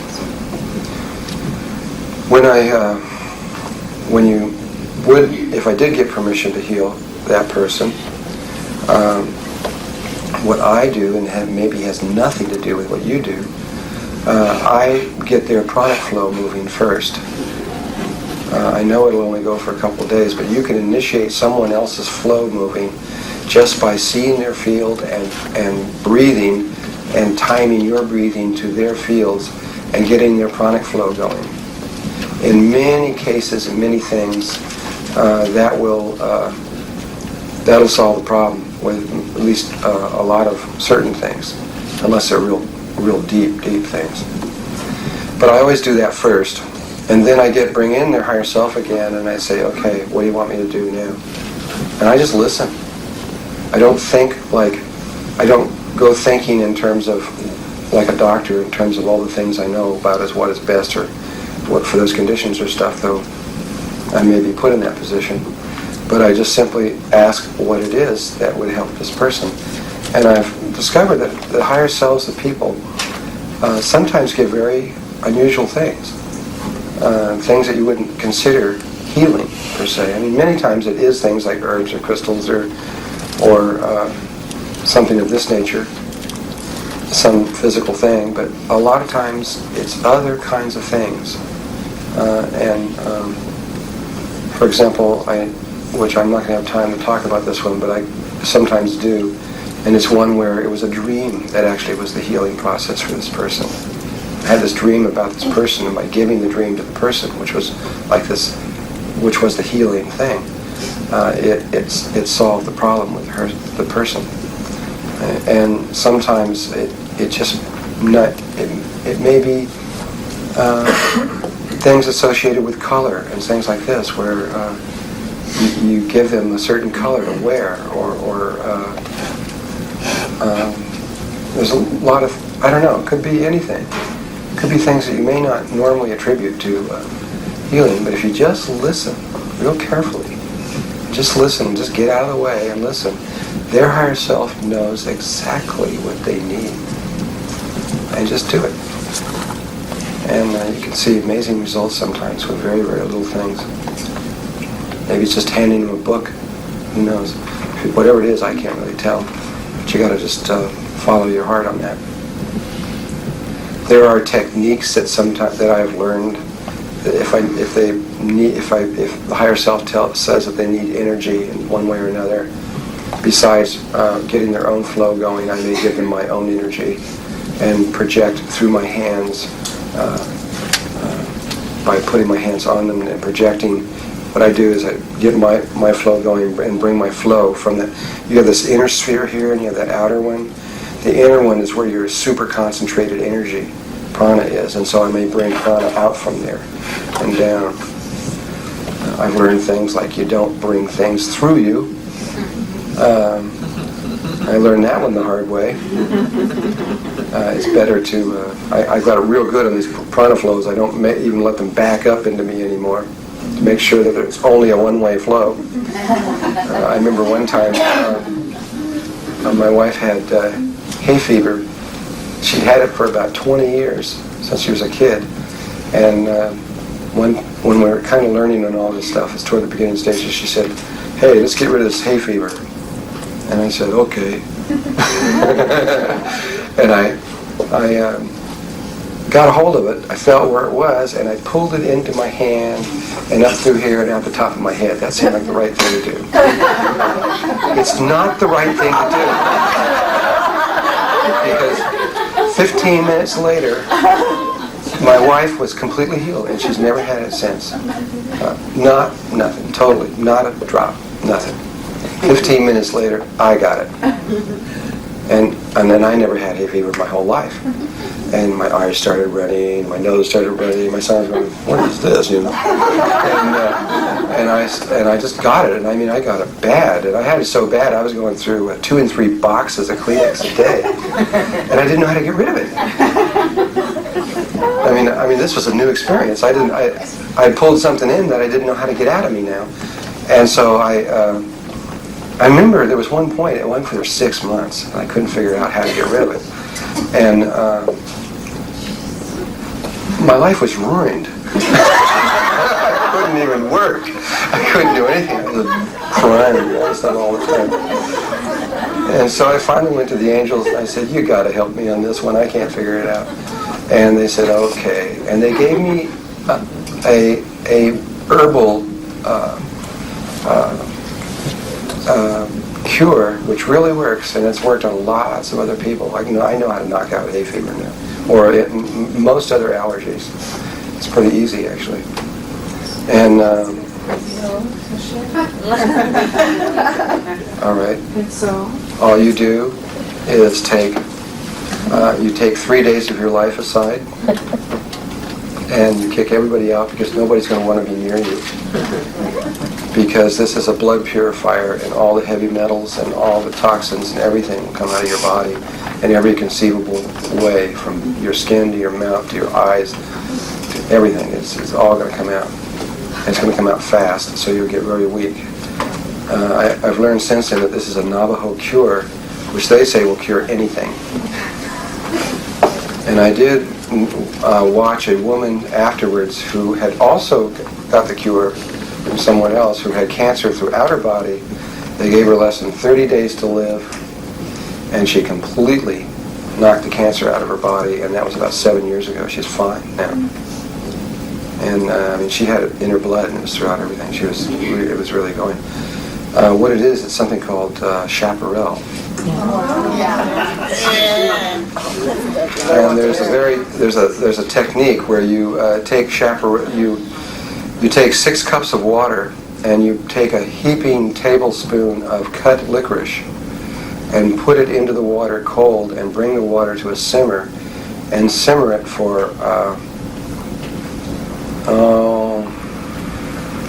I'd say about 20 minutes or so, maybe even longer, 20-25 minutes, and then turn it off. And then you take a half a cup of chaparral leaf. And the thing is about chaparral is that chaparral is an oil that's in there, and it gets very, very weak after about 6 months. And almost all the chaparral that you buy from herbal, your health food stores, most of those herbs are about a year old. And they're all weak, just about. And the very best way you can do this is to go pick it fresh. It only grows in a couple places in the world, and one of them is in southern New Mexico, southern Arizona. Yeah. Are you familiar with the Jason Winters tea? No. It's sort of like cleansing, blood cleansing tea, and the government recently took it off the market and made them take the chaparral out of it. And because supposedly one person got toxic reaction. So sure, you could die from taking chaparral. It's not the chaparral, it's the release of the toxins. And so it is the absolute most powerful toxin remover in the planet, just about. So you got to know what you're doing with it, I have to admit this. But chaparral is very, very powerful. So you can't buy chaparral anymore? Well, they can't. The entire southern half of the state of New Mexico is covered with it, so as far as the eye can see. So I want to see them cut that down. So anyway, you put a half a cup of chaparral, you turn the fire off and you put a half a cup of chaparral in there and let it steep just like you would tea, but you let it sit for 45 minutes. And then you start drinking this tea over all those 6 cups over the entire day. You just keep drinking it. And you fast during the whole time. What happens is you get very weak and all these toxins just start pouring out of you. You know, if you are really toxined out, or you have something really, this is just hay fever I'm getting rid of. If you've got something really strong, then you probably would have to ask your higher self about exactly if that amount should be changed or something. I'm not really sure of that. But, and then the next morning, you make another one. You can have all the water you want. You drink lots of water. And you can also take lots of baths to open your pores up and keep letting the stuff come out. And also with sea salt in the baths. And lots of sea salt, like in a bath, maybe 3 cups at least, or more of sea salt. You couldn't put too much because it'll get saturated.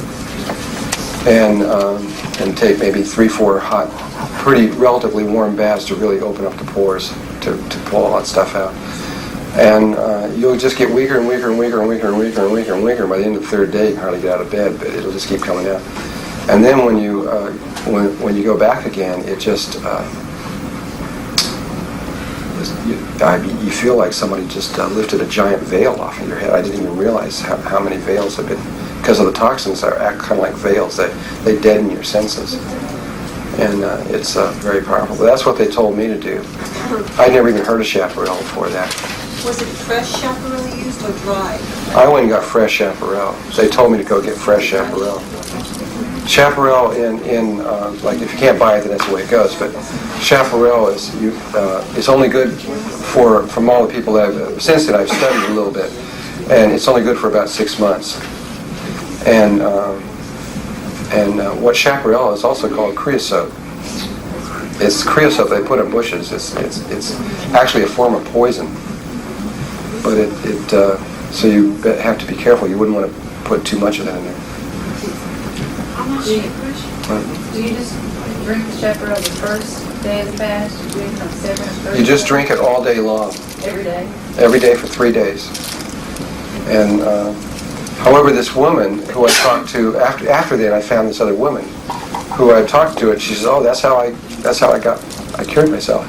And I said, "Well, what did you do?" And she drank large amounts of it for a month. So what you said, half a cup? Measure the leaf, half a cup of leaf. Just put it in there pretty loosely and measure it. Okay. So, after you've listened to their higher self, you'll find out. And you can do the same thing with yourself. Whatever it is, if you'll just go in and listen to what it is that your higher self will tell you, it will give you the cure. The one thing that my higher aspect told me a long time ago was that if we only knew the nature of the reality, we would realize that we are never without, that we always have within reach everything we need. Always. Either within for knowledge or without physically. That you could be sick and sitting right next to a plant that may be the very thing that you need if you just open your eyes and listen. And I remember right after I got that lesson, I was with my wife was going, I don't know. She was one of these ones that were always challenging things all the time. I don't know. She says, we need a gas can right now. We don't have a gas can. She was going like this, everything like that, because we needed this gas can for this car. And I was going. So as she was saying this, we were walking down to this beach. We lived on this lake. It was 2 miles around, and there was nobody the nearest neighbor was 2 miles away, and the next neighbor was about 4 miles from here. So we were all by ourselves out in the middle of the forest. And we were walking down this lake as we were talking. She goes, she said, I need a gas can, and there's no gas can. She goes, some things you don't have like that. And we walked down, we sat down on this rock, I remember, and we were just sitting there for a moment, and all of a sudden I looked over, and over this rock, about 20 feet away from me, was the most incredible gas can I've ever seen in my life. I mean, this thing was, I couldn't believe this thing. It was like brass with this, I mean, it was incredible. It must have been like $100 gas can or something. And I said, there's one.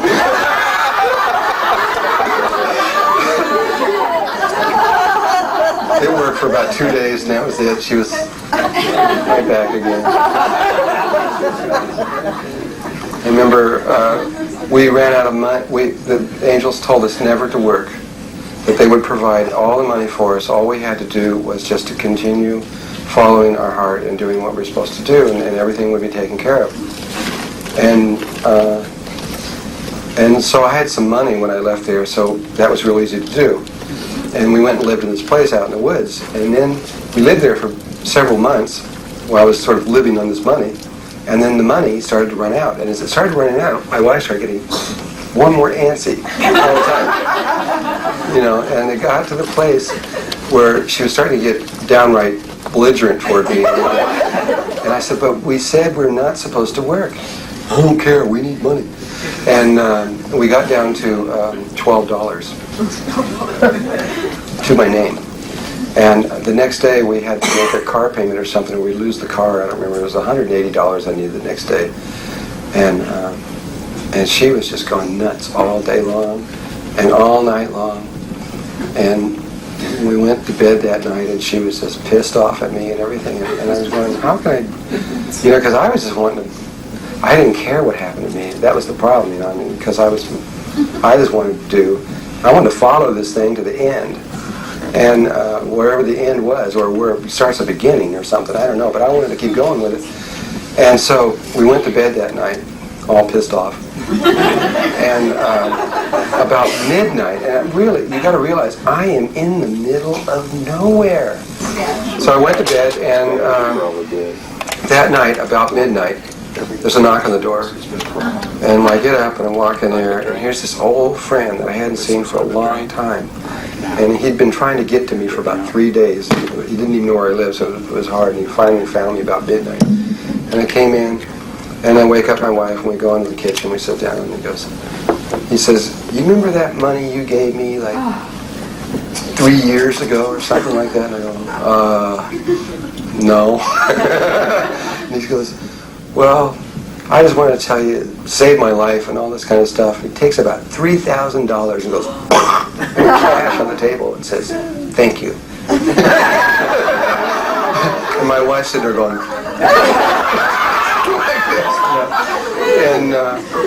and he stays the night and he leaves the next morning. And $3,000 was a fair amount for us because we only lived in about, I don't know, just a couple hundred a month or something. I mean, it was that much. So we lived high in the hog for a while. And started living, and everything was fine. And boy, she didn't say a word for a long time. And then we started running out of money again. And we started going through the same thing all over again. And we got down to $16 this time. And the same thing the whole night before. Gotta get a job. And we go to bed all pissed off all over again. And I actually was laughing afterwards because it was almost the same minute. It was about midnight, about the same time again. Knocking the door again. Open the door. And this is somebody different. This goes all the way back to Berkeley, like a long time ago. I haven't seen this person. And says, I finally found you. I've been trying to find you. You remember that money you gave? Yeah, I guess. I was very generous a lot of times. I used to give away cars and everything else because it always came back. I discovered that part of the... Remember, I heard about the karma and I tested it out, and it really works.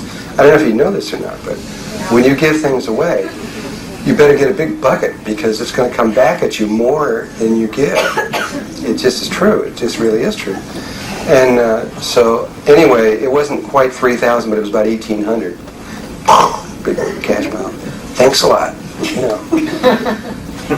Well, when that money ran out, she left me.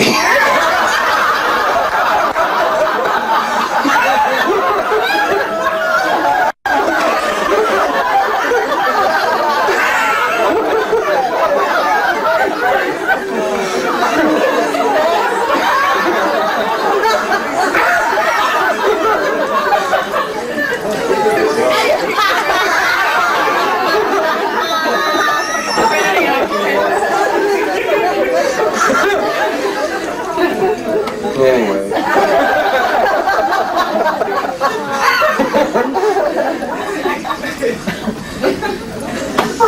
So that's kind of how it is. And I've just been following it all along. I've always had problems with almost anybody that's tried to live with me. It's hard because I just refuse to go play by the rules, but they usually are. And I've always been fine. Everything's been just fine. More than fine.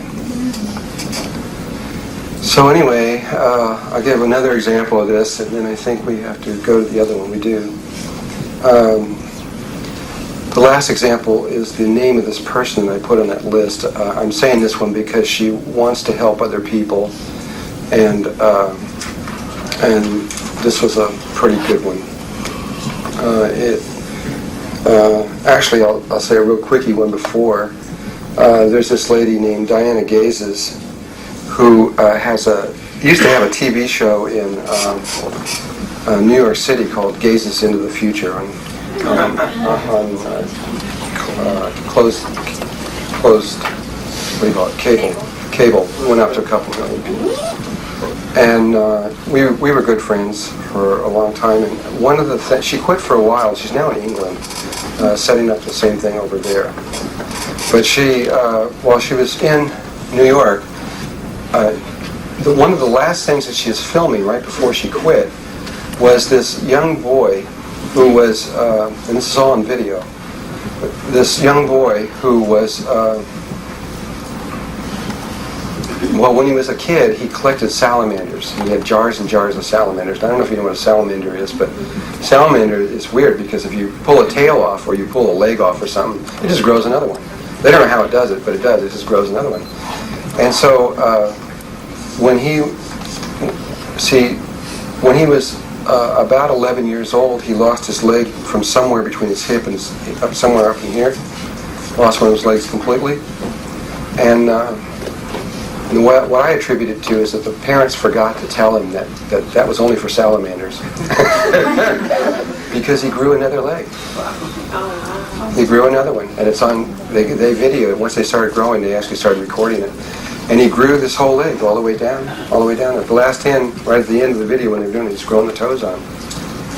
And it's supposed to be impossible, but yeah, it's not.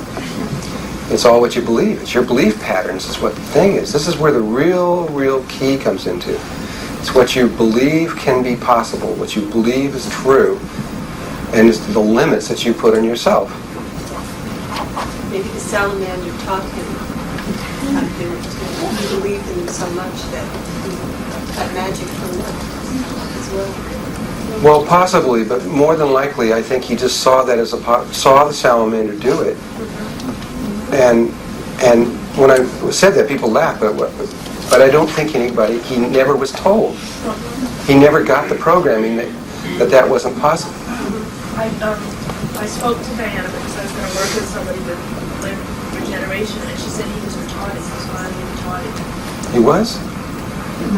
Oh, that's what did it. He was mildly retarded. So did she ever give you the video? No, she said the kids in France.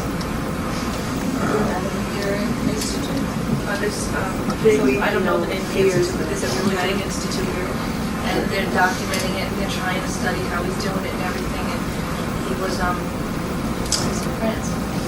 Thanks for that. That's why I was going to get in touch with. Do you know where she is in England now? I have her number home. I would like that if you give it to me. speaking of a number, just a real quickie on Diana. I don't know if I said this in the last workshop, but I'll say it in this one anyway. We were doing she's a psychic. She teaches metal bending, take metal and melt it and all this kind of stuff with your mind. And she goes to executives and teaches them how to do this so that they can see this and apply it into their business somehow.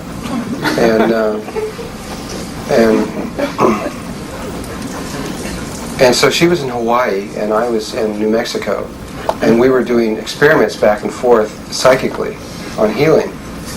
And we had set up this one pattern of healing where we were going to do it for 10 days. And I was going to do this particular thing every night for 10 days, and then I was supposed to call her, and we were going to compare notes of what happened. And on the third day, I decided not to do it without telling her, And when I went to call her, she wasn't there. I couldn't get her. So I remember I went in, and I said to the angels, she's not there. Because I was doing this in conjunction with the angel. I said, well, she's not there. What do I do? And so they gave me the phone number. They said, call this number. So I call this number up, this 808 number, didn't know what it was, call it up, and Diana answers the phone. And I said, oh, hi, Diana. And she goes, Drunvalo? And I get, yeah, how you doing? She goes, Drunvalo? And I said, what's wrong? She says, Drunvalo, I was just walking by this phone booth.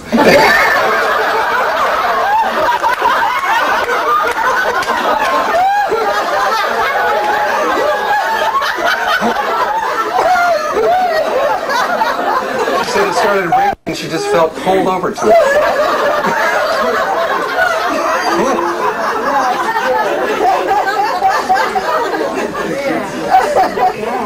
She still kids me about it all the time.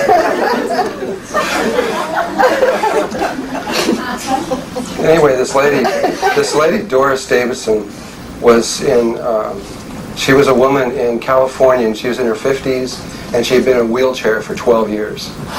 And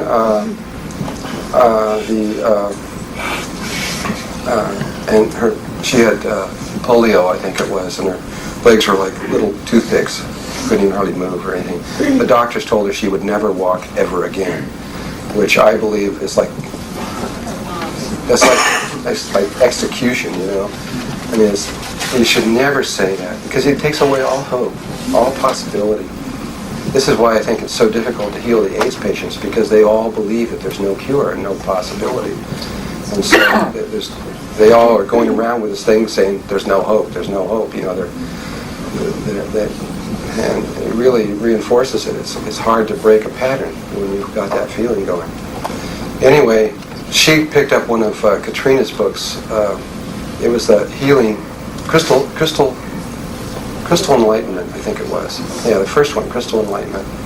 And it said something in there, I don't know what it was that said it in there, but it triggered her, and she started thinking that maybe crystals would help her.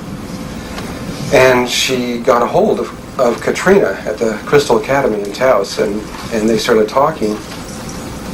And in the course of the conversation, Katrina found out that this woman was a walk-in, and decided that it might be better if I talked to her than her for some reason. I don't know why they came to that conclusion. So this woman calls me up and says that she wanted to know if I could help her. So I got permission from her higher self. I asked her higher self, what do you want me to do? And all it said was, talk to her on the telephone, talk to her about her beliefs, about her belief patterns. Break her belief patterns. That's all the higher self said to do. Didn't say send any medicines or anything like this. So I talked to her on the phone. We talked for like an hour once a week or so. And I just kept talking to her kind of like about the things that I'm talking about now, to try to convince her that what you believe is true, and just because you're in a situation that is supposedly helpless doesn't mean a thing. You can change it if you truly believe that you can. Right, well, you can be healed as fast as you can accept. That's what it really is. You want to be healed slow, you can be healed slow. If you want to be healed instantly, you can be healed instantly. It's all your faith and what your belief is. And so we talked to her for a long, I don't remember all the exact dates and all this stuff and everything, but I talked to her for a long time, and finally I got her to the place where she said, okay, I'm going to do it. And I mean, she had this deep conviction, I'm going to do it. I am going to heal myself. I'm going to do it. I don't care what they say, I'm going to do it. And so she went out, and got rid of her wheelchair, and got these special braces made all the way up her legs and hips, and got one of these 4-poster kind of things like this, and started walking around her house like this with great difficulty, and walked all around her house for that way for a long time, still talking on the phone. And she had her son that was helping her, who was in his 20s, I think. And she did that for a couple months or so, and then her legs got a little stronger, kind of. And she switched from, this is what I remember, it may not be exactly right, this is kind of how I remember what it was. She then switched from there to regular crutches and learned how to walk on regular crutches. Did that for a while, and then she went to, then she got different kinds of braces that didn't go all the way up from her hips, but went down further, down like here on down. Then she walked around that for another couple months or so, and then she got these other braces that just went from the bottom down to here. And then she walked around for another couple months doing that, and then she got rid of the crutches and was able to walk around with these special braces, but with very slowly, with difficulty. Her son saw that and he left. Figured she's okay now, and took off and went into the Navy, I think it was, one of the military things. She's left alone now, walking, barely able to walk, but walking around. She did this for a little while longer, until she got pretty good, and she went down to the motor vehicles and got a driver's license. And then she went back and sold her house. She went down and then bought a brand new RV, and she drove out to New Mexico and walked into one of my workshops. And we had stairs in this thing, about 4 of them, and she walked up and down the stairs and nobody helped her or anything, and she got back down all on her own. She didn't want anybody to help her. And then she went to work for Katrina as her secretary. I then didn't see her for about 8 or 9 more months. She just disappeared. Didn't see her. One day I'm walking down the street of Taos, New Mexico, and here comes this woman skipping down the street. She walks up to me, and I'm looking at the doors. She goes, "Look at me!" She says, "I am 100% healed. Totally normal. You would never guess. Totally normal legs, everything." She says, "I am 100% healed." And she skipped around a little bit, did a little jig, and gave me a big hug. And it's just been a good friend ever since. She moved to back east. And I don't see her anymore. She sends me a postcard all the time. She sends me a Christmas card every year. But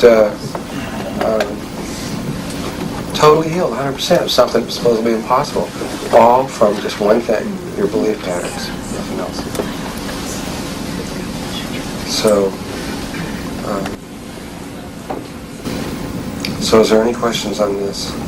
I could keep going for a long time, but we've only got 45 minutes. Yeah. Why do you not need to ask permission for healing your children? Aren't they souls of their own free will that may have their own ways of working things out that could be violated?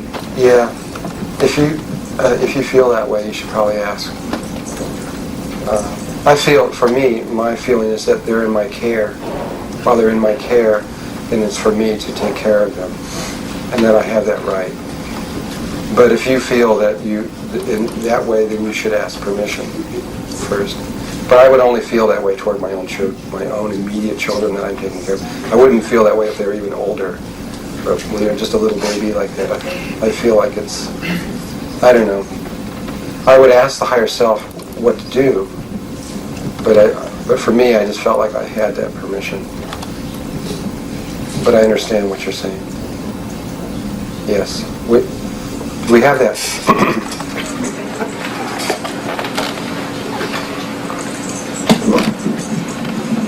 When you ask the question, do you do it verbally or non-verbally? I mean, that's one question. If you're in a healing session with someone and you're asking if... You ask the person verbally, right. You ask their higher self non-verbally.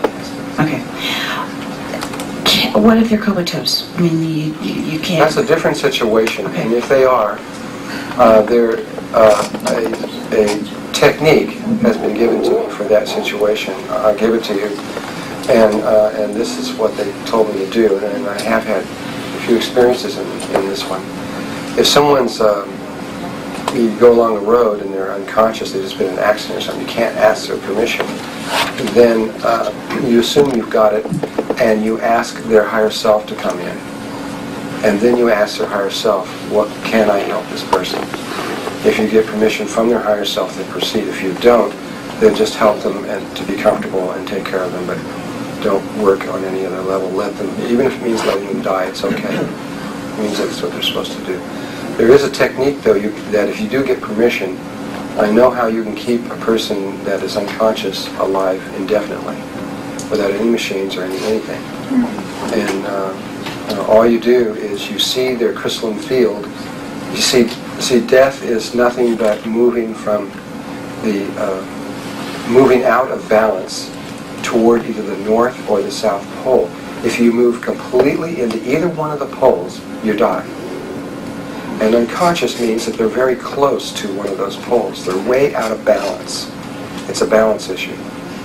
And so if you see their tetrahedral field, and you then begin the breathing with my own field, but I time it to theirs so that my breathing is timed to their field.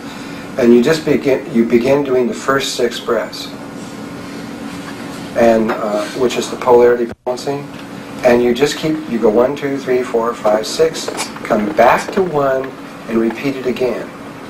And you keep doing that to them. You keep that in there as long, with their permission, your higher self permission. Then what happens is that person cannot die. They can't. You're keeping them from dying. And you have to, but the only thing is you have to keep doing that until they go conscious. And then once they go conscious, then you switch to coming down with a tube and get their flow going, and that's usually all you have to do. However, it may not be more than just a few minutes or days. I mean, it may be more than one day. And when I was approached with that situation once, where I had to go, at the end of the day, I was still doing it, and I had to get some sleep, my higher self just said to program that I was going to continue doing it, and go to sleep, and then pick it up the next morning, and it works. And I put someone through 3 days that way, where the French hospital had thought they were dead so much they put them in a body bag and put them over in the corner. Oh. And we managed to bring them back and get them back out just from doing that for 3 days long. So it works.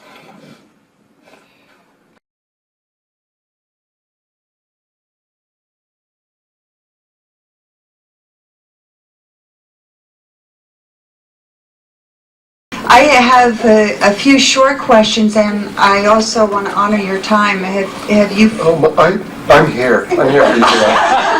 I can't even leave the chair. It's up to you. I mean, all I need to know is when you want to close. And I'll close. Well, has the teaching been complete at this time besides the questions?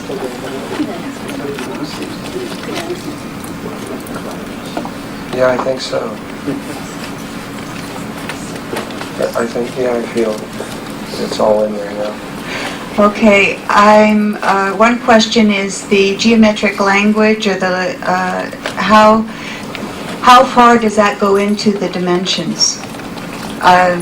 Somebody just asked that question not too long ago. Somebody already asked that question. Yeah, I'll answer it again. Sorry, that's the second. The geometry stretches through all dimensional levels whatsoever. Okay. That's what created all the dimensional levels. However, the geometry may not be recognizable from language, from dimension to dimension. Okay. But no more than, like, say, but there is a similarity, like the difference between a 2-dimensional flat surface and a 3-dimensional object is really very different. It's very, very different. But it's recognizable that the 2-dimensional one is the 3-dimensional one. And if you were to see a three-dimensional one relative to the four-dimensional one, it would be more distorted in certain ways if you were thinking along mathematical lines, but you would still kind of get the feel. But if you go way up in the dimensions or way down, and not thinking in terms of mathematical models, but rather in wavelength dimensional things, they really do change dramatically. But there was only one pattern, the pattern that is now existing around your body in the third dimension, though it is a third-dimensional pattern here in the third dimension. It's the same one that creates everything, no matter where you are. Okay. The 32 ascended masters that you spoke of, I'm wondering, was there a purpose of the 32 rather than being 33, or 32 equaling 5? Well, I think that they chose 32 because the teachers that were, this is a guess, I got to pull a guess out of the thing on this one, but I did kind of think about this before, and there were 32 Syrian members that came in that started our race. It was the father race, and those, and I think that they chose that size because that was who was teaching them this. But that's the only reason I can say. Other than that, I don't know why they chose 32.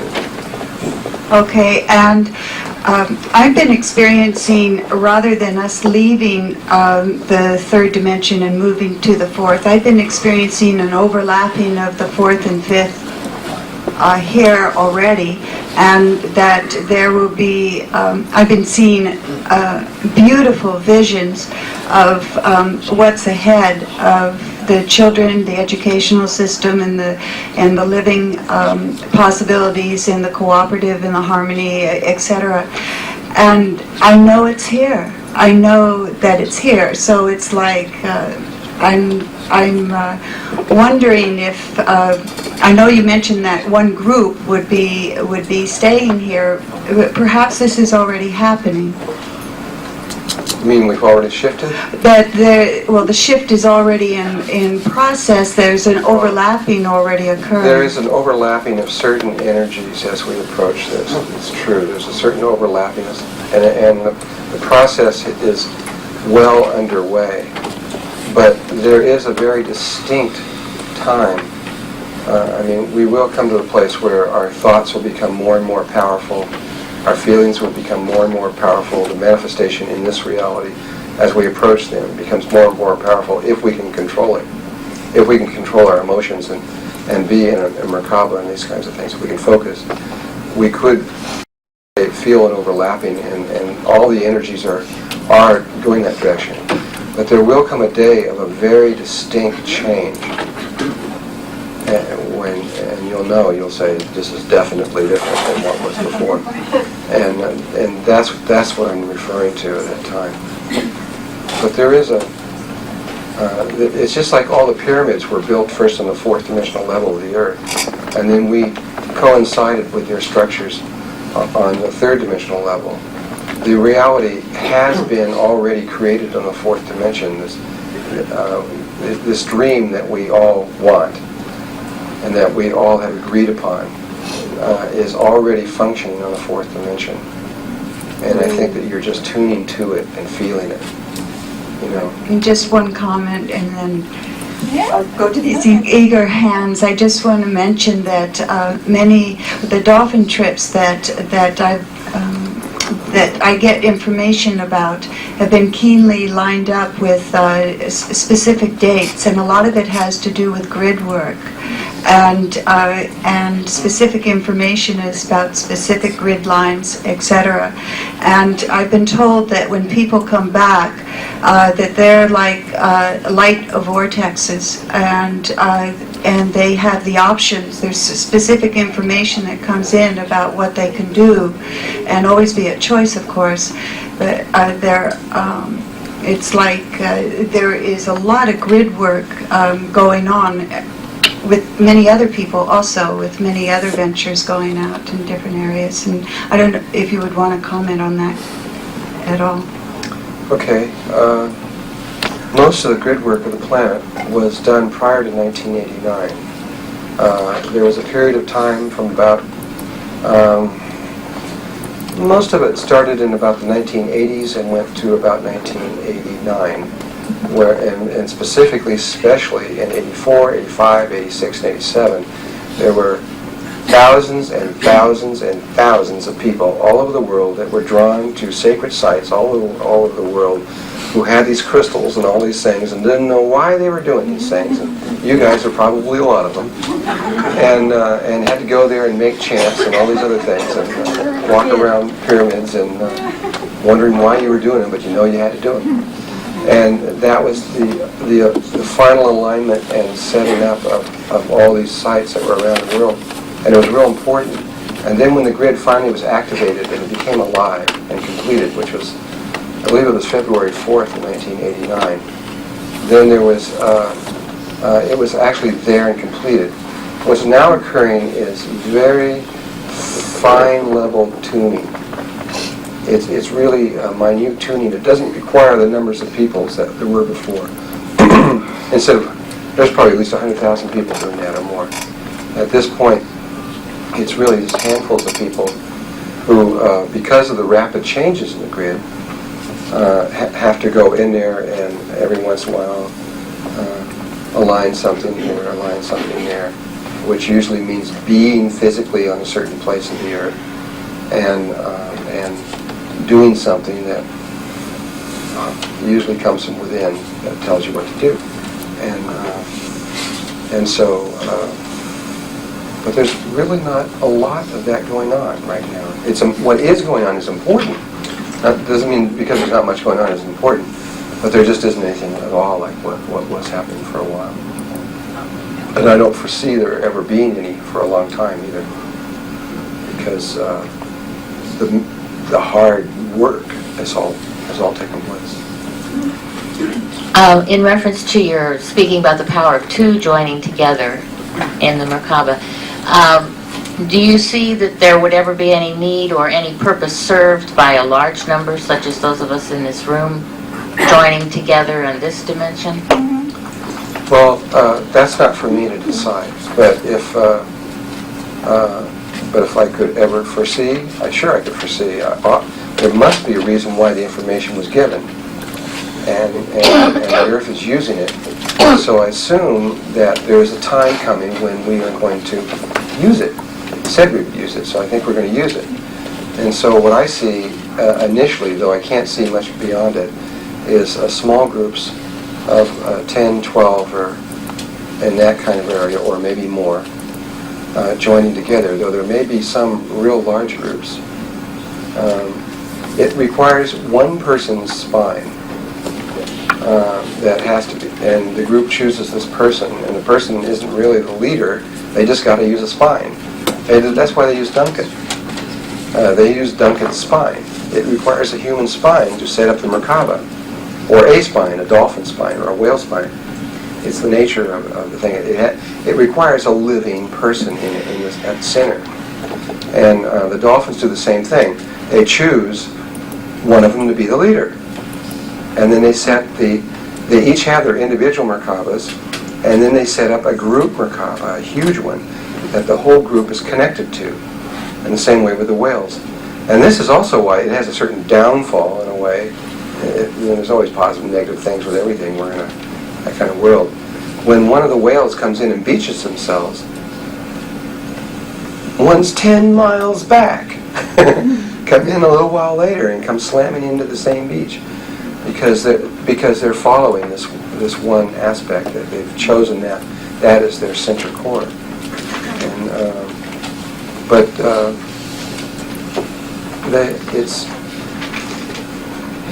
there's no longer individualism when you use the group Merkaba. If there was a group of 12 people here right now and they set up a group Merkaba, they picked one of them, they set up the fields and they did it, and if it was real, their individualness is gone forever. They are now one spirit with 12 bodies. And they have the same spirit in each one of them. Lots of people do this all over the universe, and it's not unusual. But you got to be ready to do such a thing, and I don't know if we're quite ready there. soon. Is that exactly these are personalities? No, your personalities stay there, but there becomes a single interpretation of the reality is the same in all of them, and you.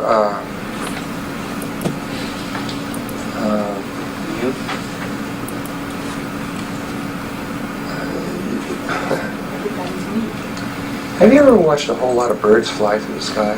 Yeah.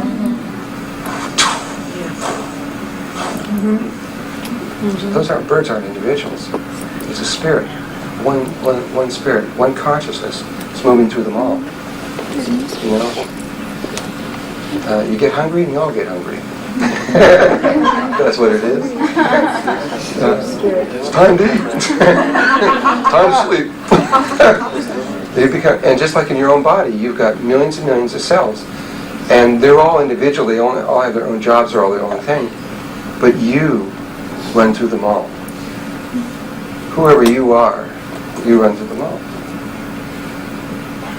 Would you do that if there were 11 people? Would you be directed to what 11 people to connect with? Or would they be directed to you?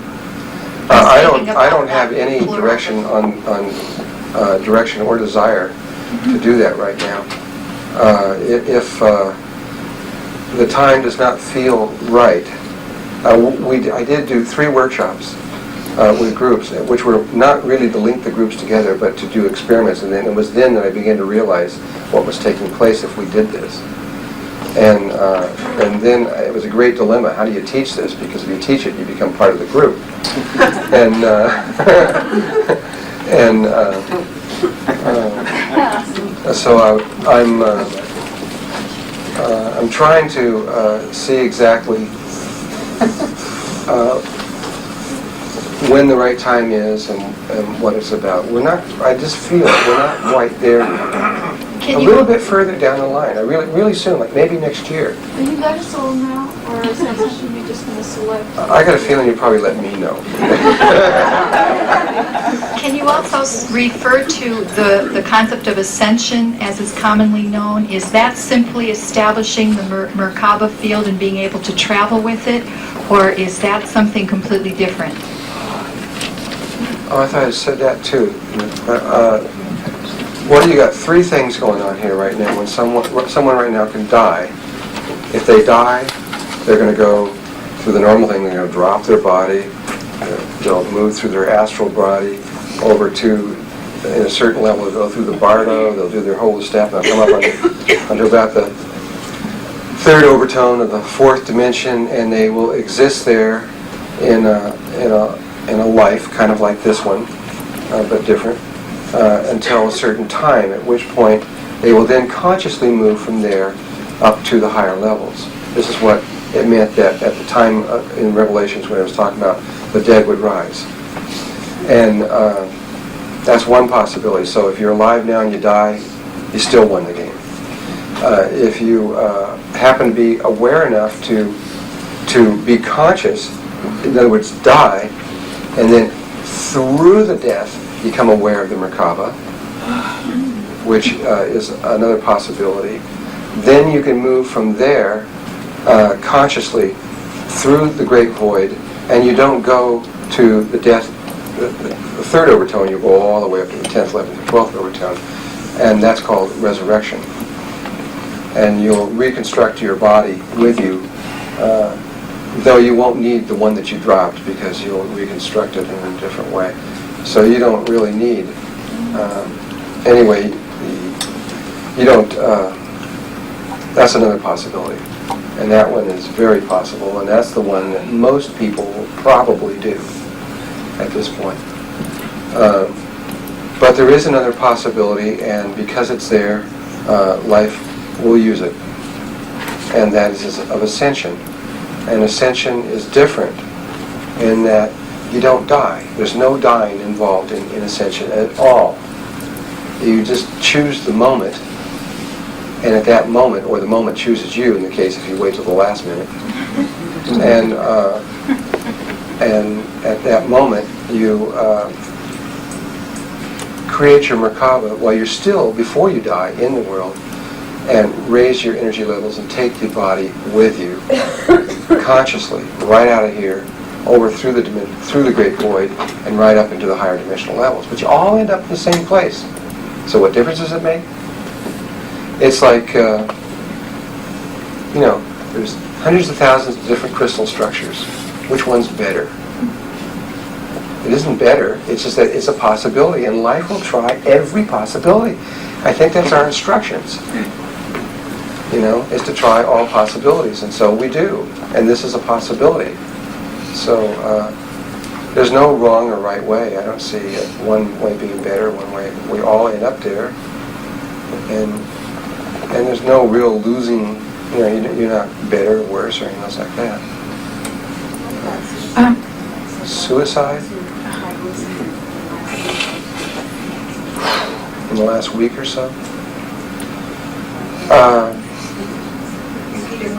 She wanted to know about suicide, especially in the last week or so. You mean you had someone that died in suicide in the last week or so?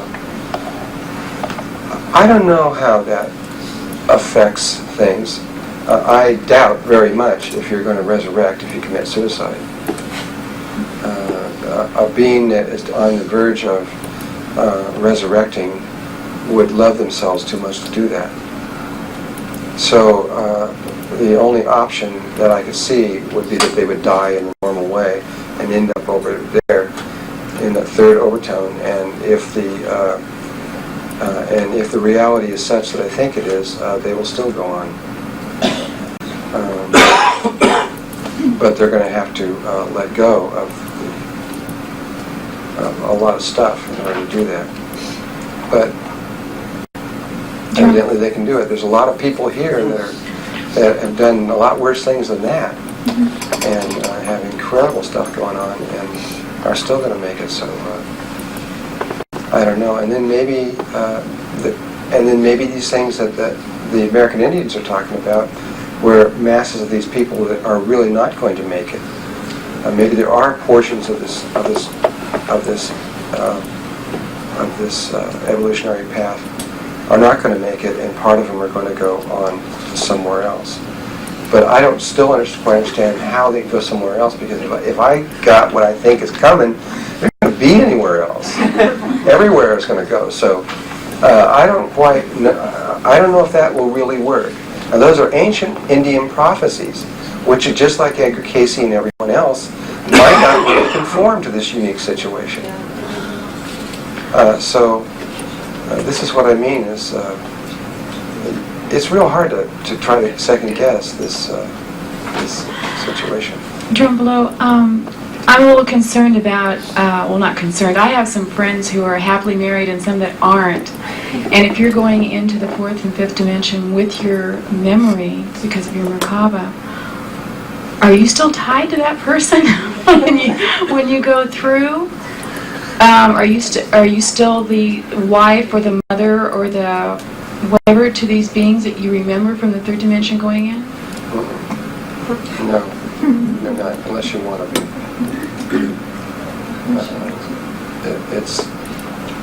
It's strictly to death do you part, and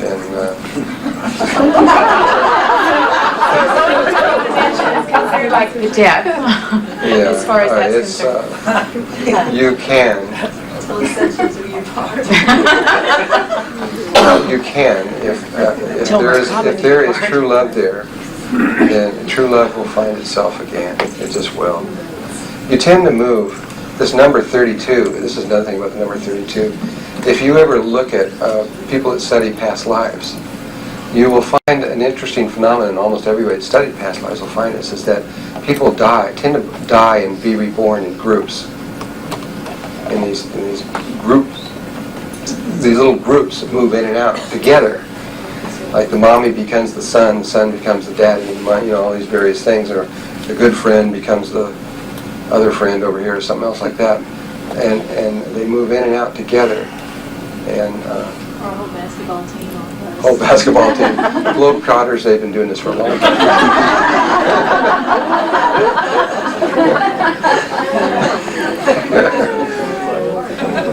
Drunvalo, when you refer to Earth as a starseed, and we also know on Earth here we have people that do have emotional problems that are out doing things that they shouldn't be doing, hurting people one way or another. Is there any chance that Earth would remain in a 3D reality where these people would still have a low-grade school where they have to learn to overcome hatred and envy and jealousy? I don't know. That's one of the ones that I really don't know. Is that the way it was supposed to be before this? Oh, well, yeah, it would have. Normally what would happen That's what was the plan. is a small part would go up in the fourth, and then the other ones would just have to stay back down here longer until they learn the lessons of life. And then those that were up in the fourth of that planet would slowly keep working. They're like the ascended masters. They figured it out. However, what happens with those guys is they usually go up real fast after that to the highest level possible of that planet. That's what all the ascended masters did. They got way up there, and everybody else was still down here because they moved up real fast and got up in the 6-dimensional levels and things. Because once you make that first step, the rest of them are easy after that. They're much easier. What would happen to those people now under the new scenario? Either the third dimension is still going to be here, and they're going to have to deal with the situation down here that has been left, or we're all going to go, one way or Take another. them, and they'd be alive. They'll get it. They'll get it if they go. I just never could figure out how they could. I mean, when the members of the Ascended Masters that I was communicating with said that they thought we were all going to go, I mean, I was just like, how? I mean, how can people who are so, these totally crazy people who've been killing people and everything else, what's going to happen that could possibly align all that? And I just keep looking at it, and that's why more than anything else, if this is really true, it's got to be God coming in here, because it's the only one that would forgive me. There must be some way.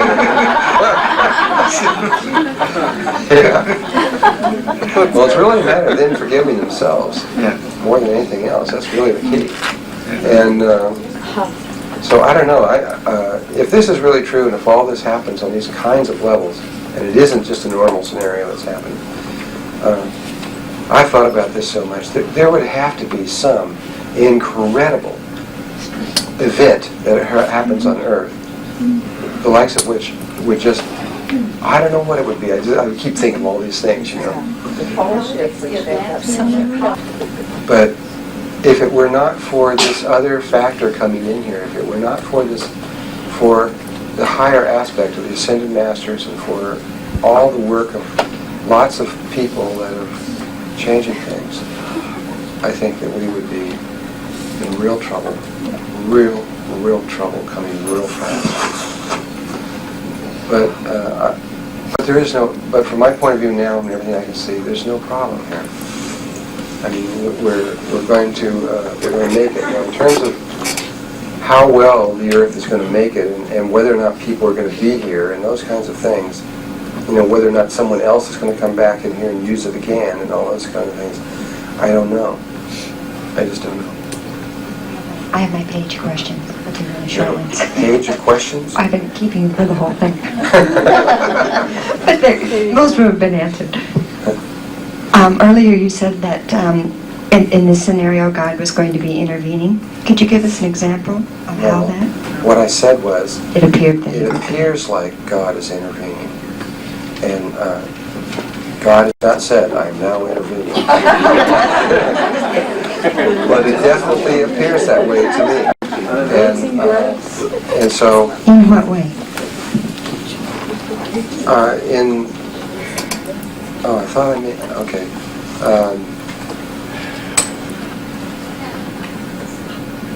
In the nature of the way that the evolutionary pattern is unfolding on Earth, the speed at which it's occurring, the incredible flawness of the way the movements are being made from one step to the next, the way that we are still here in this room at this moment, which I can hardly believe. and these kinds of things. No, I don't mean that kind of thing. I mean in this room that I hardly believe, just on the planet, because it appeared to me, by everything I know, that we should be out of here by now. And nothing is going by the rules. There's all the rules are being broken, and so from my way of seeing, it appears to me, in the way that all life is focusing on here, just the whole nature of the situation appears that something very big, very powerful is occurring. Maybe it isn't God. Maybe it is only the biggest being in the universe is acting on it.